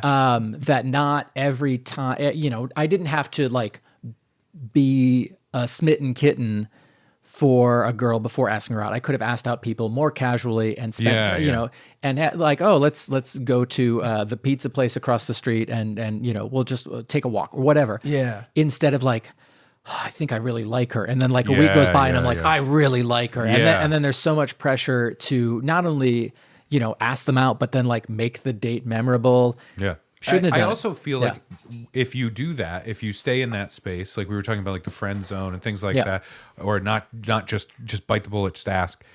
The longer you go, the less real of a person you are liking. Oh, You're not yeah. even liking that actual person. You're liking this weird idealized cartoon of a person. Well, one thing I'd like to do, and I'm just going to offer this viewpoint that I've heard. I've dated a lot of really attractive women, and a thing I've heard a lot. Oh, you want to start going through the list? Well, he gave me that shitty look. Turn-offs I gave Ray the shitty look. Turn-offs include whatever the fuck Chuck's doing right now. No, it's like, here's what happens though. There's another side that we're kind of ignoring, which is like, I've dated a lot of attractive women that have been like, yeah, so I thought I had friends, but no guy was ever actually my friend. Oh, yeah. So you for have sure. to, when I say like, you don't want to waste your time, I mean being romantically invested with someone who is, who maybe is not going to be interested in you. Yeah. But you're also getting closer to this person who views you in this way and trusts you as this person. When even though you're when I say ulterior motives, I don't mean necessarily like you're trying to do something terrible, but it's not what's going to happen. And you might say, "Oh, you're not interested in me romantically. Well, I don't want to spend time with you." Right. That's what I was talking about earlier with like the guys that they will ask and then get really mad. Yeah. And they're in the friend zone. Like I have been friends with women that have a lot of men that do that. Right. Yes. Or in the past. Right. And I've also dated women that have that happen. And the weirdest part is when I know the two worlds collide, right? Like I remember being out with this person I was dating, and she was a little older than me, and like, this was college time. Right. And like we I stayed with her over spring break, and we went to like one of her regular places like she would hang out. Right. And she's 20s, so we're in the bar somewhere, wherever it was. And I remember this guy being like, "Hey, what's up?" And her being like, "Oh, that's so and so. He's really cool. He's a friend I met because she had moved to the area. He's my friend here, and it's awesome." And blah blah blah blah. Yeah. And then she goes to the bathroom, and I'm looking at him, and he's looking at me. Of course. And it was so clear and so obvious. Yeah. I know. He hates the shit out of me. Yep. Wants nothing to do with me, and I'm like, oh, okay. So you're trying to okay, Yeah. I got it. Exactly. You know what I mean? And it's all weird and uncomfortable. And I also think like, for me personally, it's like, I think a lot of these relationships for me are very malleable. Like there's a lot of people who I would date, and if that's not on the table, then I would definitely be just friends with them. Yeah. But I think a lot of times there's a lot of people that are not like that, and that's the majority of the time, I think. So really be honest up front to avoid someone getting feelings from a platonic direction and depending on you, and then you are not part of their life anymore. Yeah. And the other thing I was going to say was the dating different people and stuff like that. It's so cliche, and I've heard it, and it was hard to even understand when people are like, "Oh, I kind of had to date a lot of different people to find out what I like." I was always like, "Oh yeah, you don't know what you like. You don't know, like that doesn't make any sense." But now that I've dated like a lot of different people, there are traits that I'm like, this is really important to me. That I don't know that I would think of that as a highlight or an important thing to me if I didn't date people that didn't have those traits. Yeah, because how can you see and predict what is important to you Right. 4 weeks into a relationship, 4 months into a relationship, Right. 4 years into a relationship, unless you have some experience with those things? And some of them are Yeah. like my thing that specifically, I want to date someone who's like very sweet and kind. Mm-hmm. And you can date people that are good and have good morals, but they might not be sweet and kind. Do you know what I mean? It's like a different Sure, thing. yeah. And I don't know if I ever would have highlighted that trait as something that I really care about unless I dated people who were not sweet and kind. Right. You know what I mean? Yeah. It's so simple, but it's really true. My list is different. I feel like you have to be able to jump a certain height. Yes. Any woman that I've ever been interested in, I check and see how much that they can fireman carry. These are things that concern me. You know what I mean? Yeah. If I am unconscious, can you get me out of a burning building Yes, safely? yes. Right. And I'll still check with Kalina once in a while. Hell You yeah. know, we'll be lovey dovey together. You know, like we're in the kitchen and like Finn's at the table and we're kind of hanging out. We're doing our thing. I'll hug her from behind and then I'll kind of just drop my weight on her suddenly, just to see. And you do the fake stroke thing once in a while just to see. Oh yeah, yes, Yeah. fake. And no, fake. I don't want to make fun of stroke. oh damn, I was so good. I got you guys so good. Oh, Bam Margera does sound like you had a stroke. Yeah, Bam Margera joke too. All right, no, but and I will say for the personal version of like if I had a time machine and just in relationship stuff Yep. could tell college, if Ray Harrington could tell college Ray Harrington a thing about relationships, Yeah. it would genuinely be like, she's into you, idiot, right? Like that's what it would be. There were so many scenarios where I'd go back and be like, dude, what the fuck are you doing, Yeah. right? I think that level of just like be genuine. I mean, if you in that situation where you're like, is this person into me? Ask, say it, say, Right. Hey, I think we're getting along really. Like whatever, fucking say it. Chuck, say I am it. telling you, there were scenarios I that know. were so obvious. We've talked about them on She the phone had and the stuff. light bulb in her mouth already. Yeah, pretty much. Pretty much. Like there were scenarios that were so bafflingly obvious Yep. that I look back and I'm like, you're a fairly smart man. How did you not? And you know what it was? I think it's just it's a level of insecurity. Yeah. I was just so insecure and so certain of, well, that she's not going to be interested in Right. me. Right. You know, it was that kind of thing. Exactly. Because also in college is when I started to like learn who I was Right. and learn that you know, I could be charming with being funny and stuff like that, that I could use comedy in this way that wasn't just a defense mechanism, right? Yeah. And had to understand, like I had to learn then that like some people think, it's like some women, they just think you're funny. Yeah. I know. They're not interested. Right. You know what I know. mean? And so my default setting was no woman is ever going to be interested Yes. in me.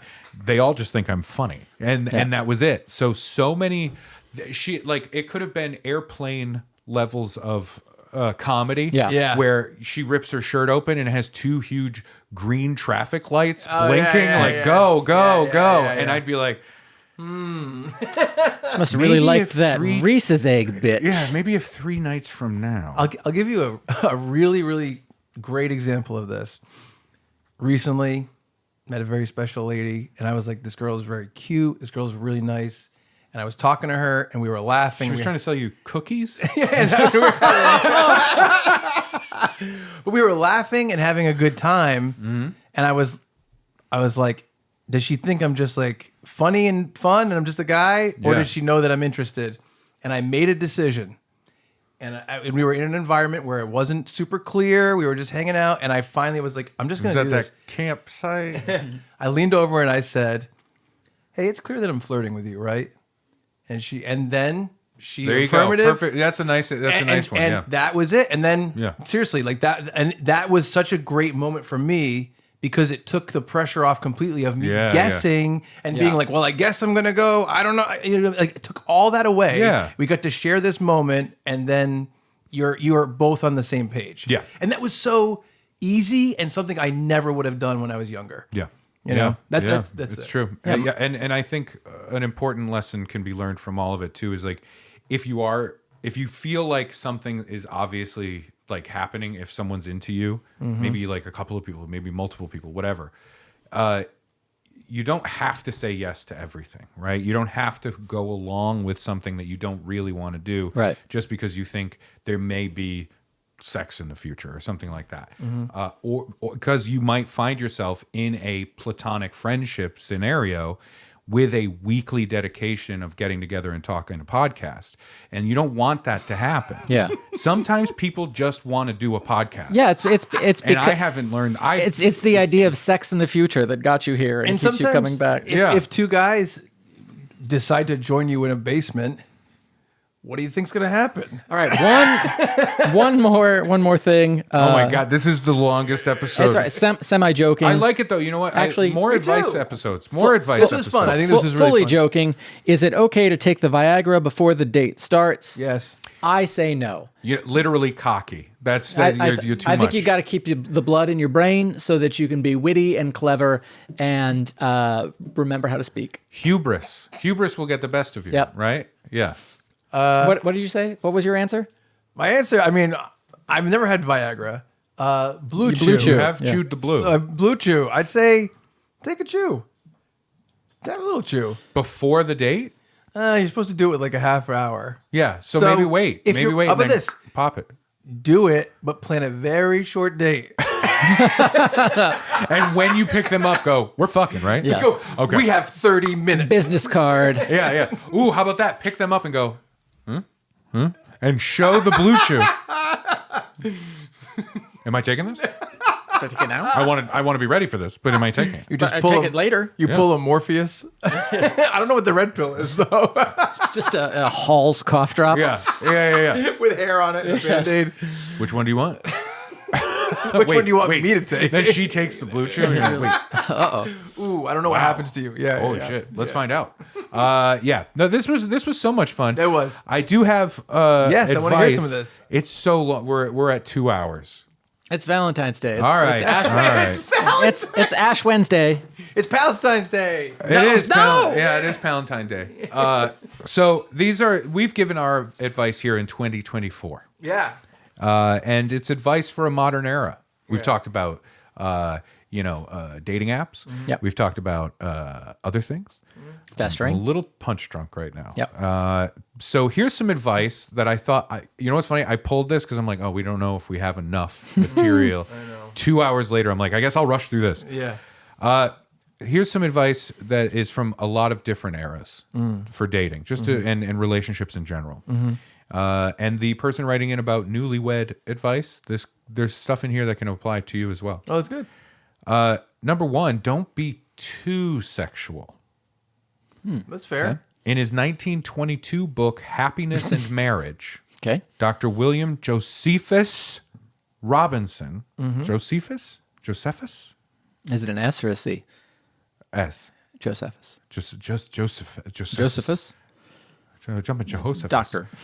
Dr. William Josephus Robinson said, being frigid was a bad thing, but somewhat surprisingly, swinging too far in the opposite direction was much worse. Oh no, Brad's better off than me. In Hooray. fact, that kind of wife was, in Robinson's words, a great danger to the health and even the very life of her husband. Oh, so this is for women. Yeah. Okay. He goes on to say that this type of wife can literally be called a vampire. He Ooh. said literally. Wow. In Yeah. 1922.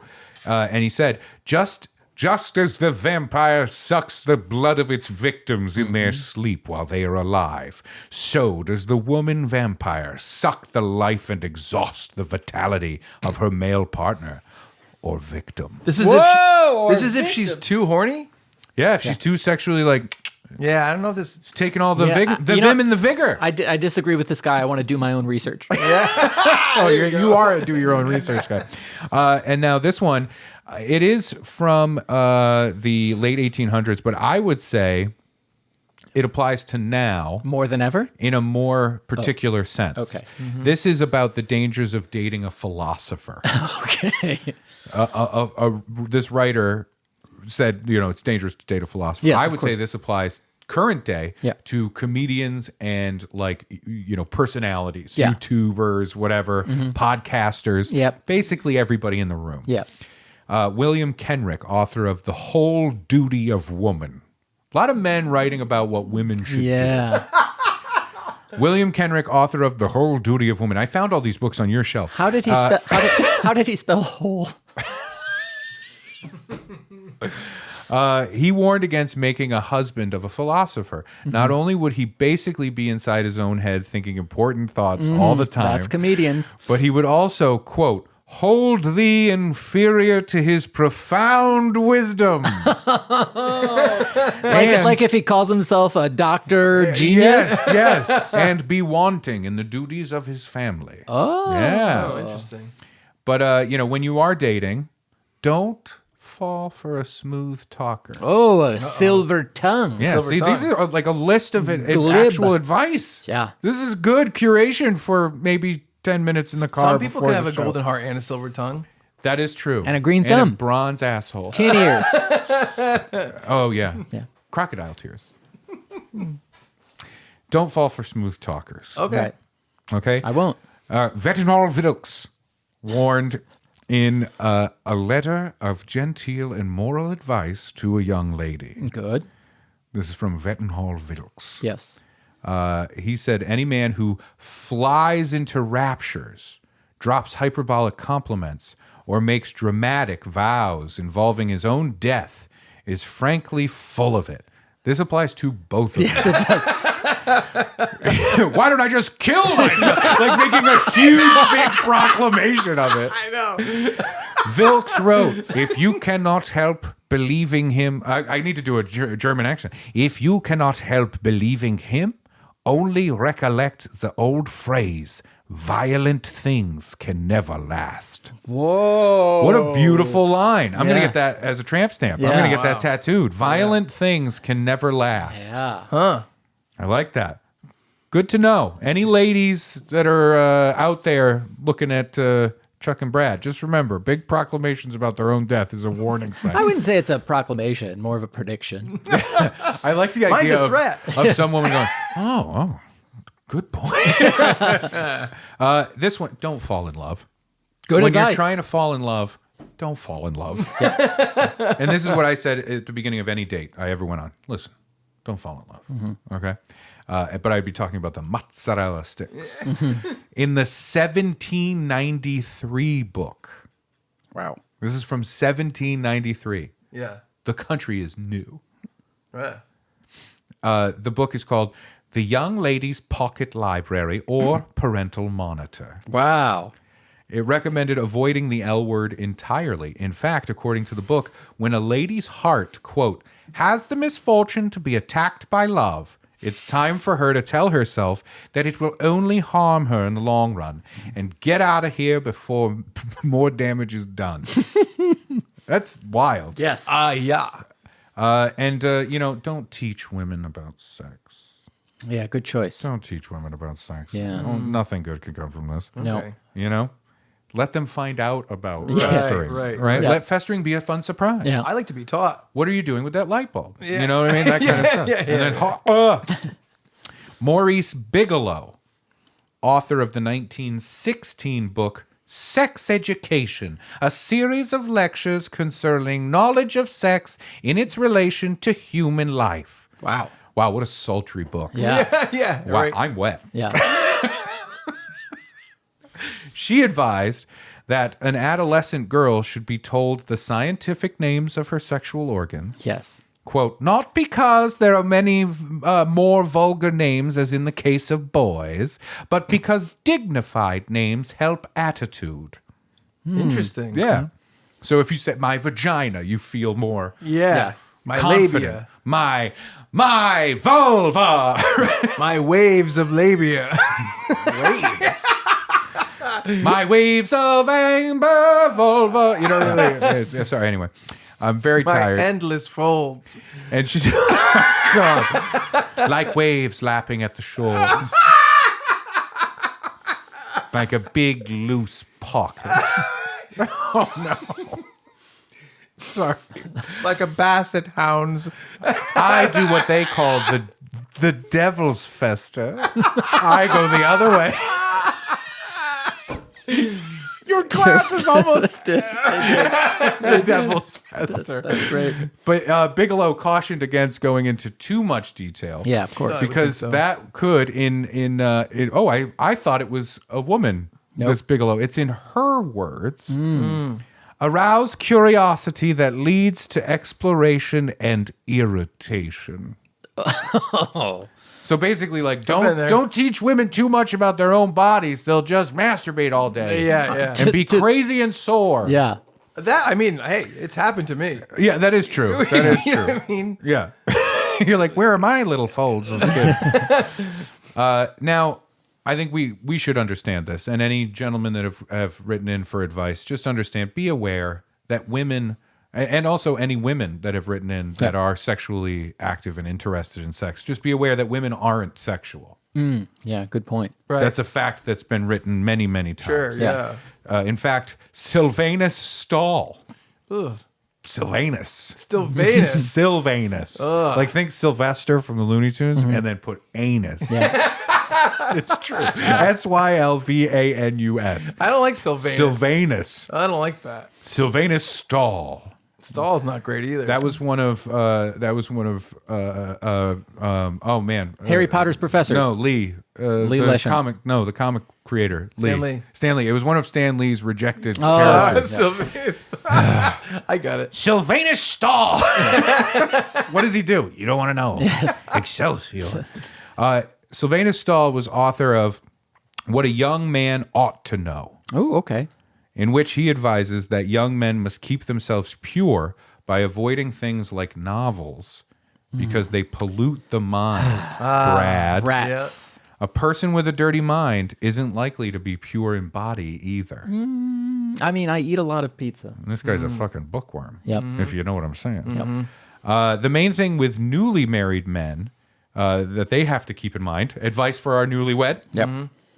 Stahl says that in women there exists less sexual desire and satisfaction than in men. Some women get moderate pleasure in sex, and a few a lot. But most are largely devoid of sexual pleasure. Wow. And I bet his wife was like, they might be ill, or perhaps they go to too many parties, or eat indigestible food. Yeah, Brad. yeah. Or simply read too many novels. Yeah. Wow, this guy hates literacy. Or maybe it's the fact that their tightly laced corsets have displaced all of their important sexual organs. I mean, that's kind of a thing. Yeah. But that's what he proposed. Yeah. Or perhaps he speculated the woman is just indifferent to sex, It's possible. which could be due to the fact that she and her husband are a poor match, or that she's chronically constipated. It affects it. Let me see your stools. Yes. Oh, you're a frigid bitch. And then finally, Yes. this is one for Chuck Staten. Okay. This is a good piece of advice for Chuck. I'm checking here. It's according to Bernard, not Bernard. Bernard, 2 R's at the end. Love it. Apparently, if you have a weird name, you're like, I've got opinions about sex. No. I would love to do more of this, by the way, because this is just a brief little Yeah. like dive into this. There's so much fascinating, terrible writing about like relationships and sex from the past. We'll do an episode. We really should. The history of the history of fucking right by Funbearable. This one is important to you, and I'm checking here. It's Bernard McFadden. I don't know if Bernard is a desk or a human being, but this is about how important semen is. Longtime listeners of Funbearable will know why that was funny, but other people won't. Yep. According to Bernard, author of the 1918 book Womanhood and Marriage, another just a guy writing about these things. Yep. If your wife is just doing her duty during sex, meaning like just being like marriage patriotic. You know what I mean? Like do it for the family. Yeah. That kind of thing. Yeah. That's a very bad thing. Oh. Okay. Because it all boils down to the semen. McFadden wrote that semen doesn't just help create a new life, Oh, okay. but it is also an important part of keeping a man's body strong. During sex, a man will discharge his creative fluids. That's poetic.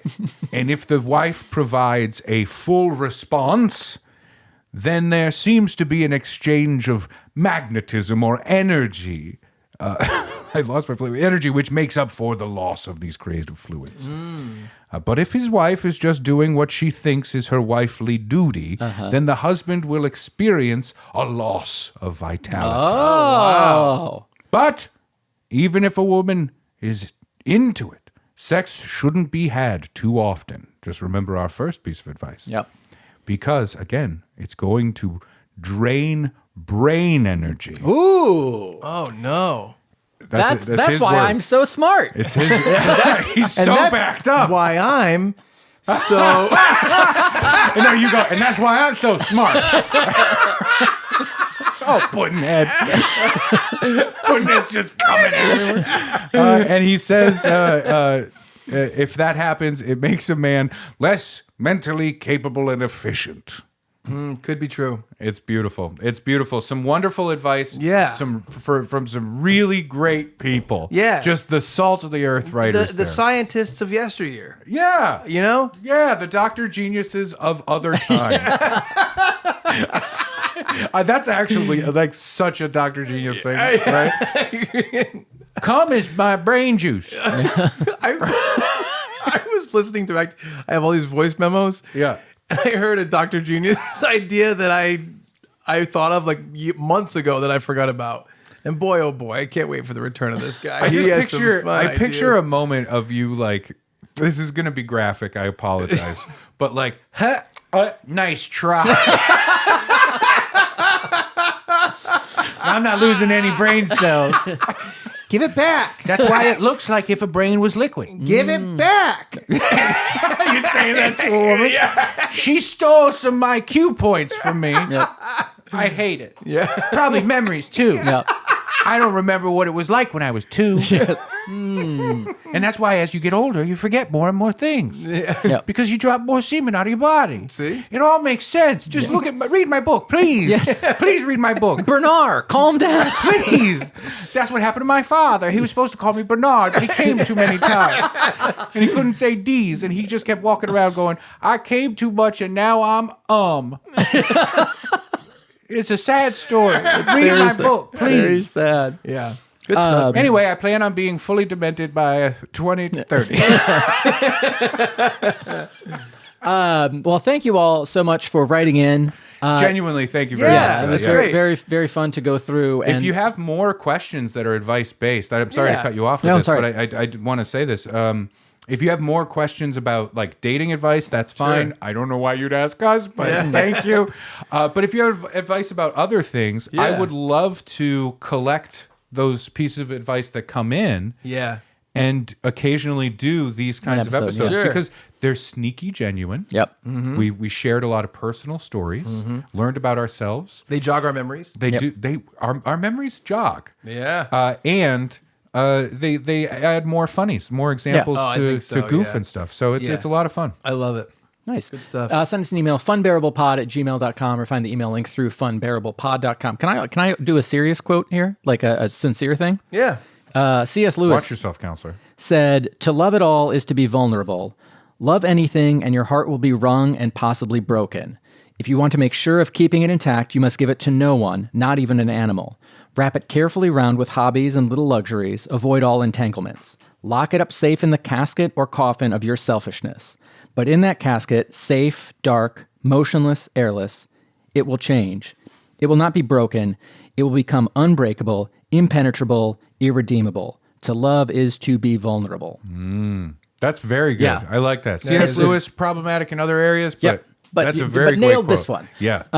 So yeah, it's I know we joked about it, but I think we all just want the Fun Bears to all be happy. Yeah, and sure. C.S. Lewis, he wrote that quote after he had a pretty bad breakup.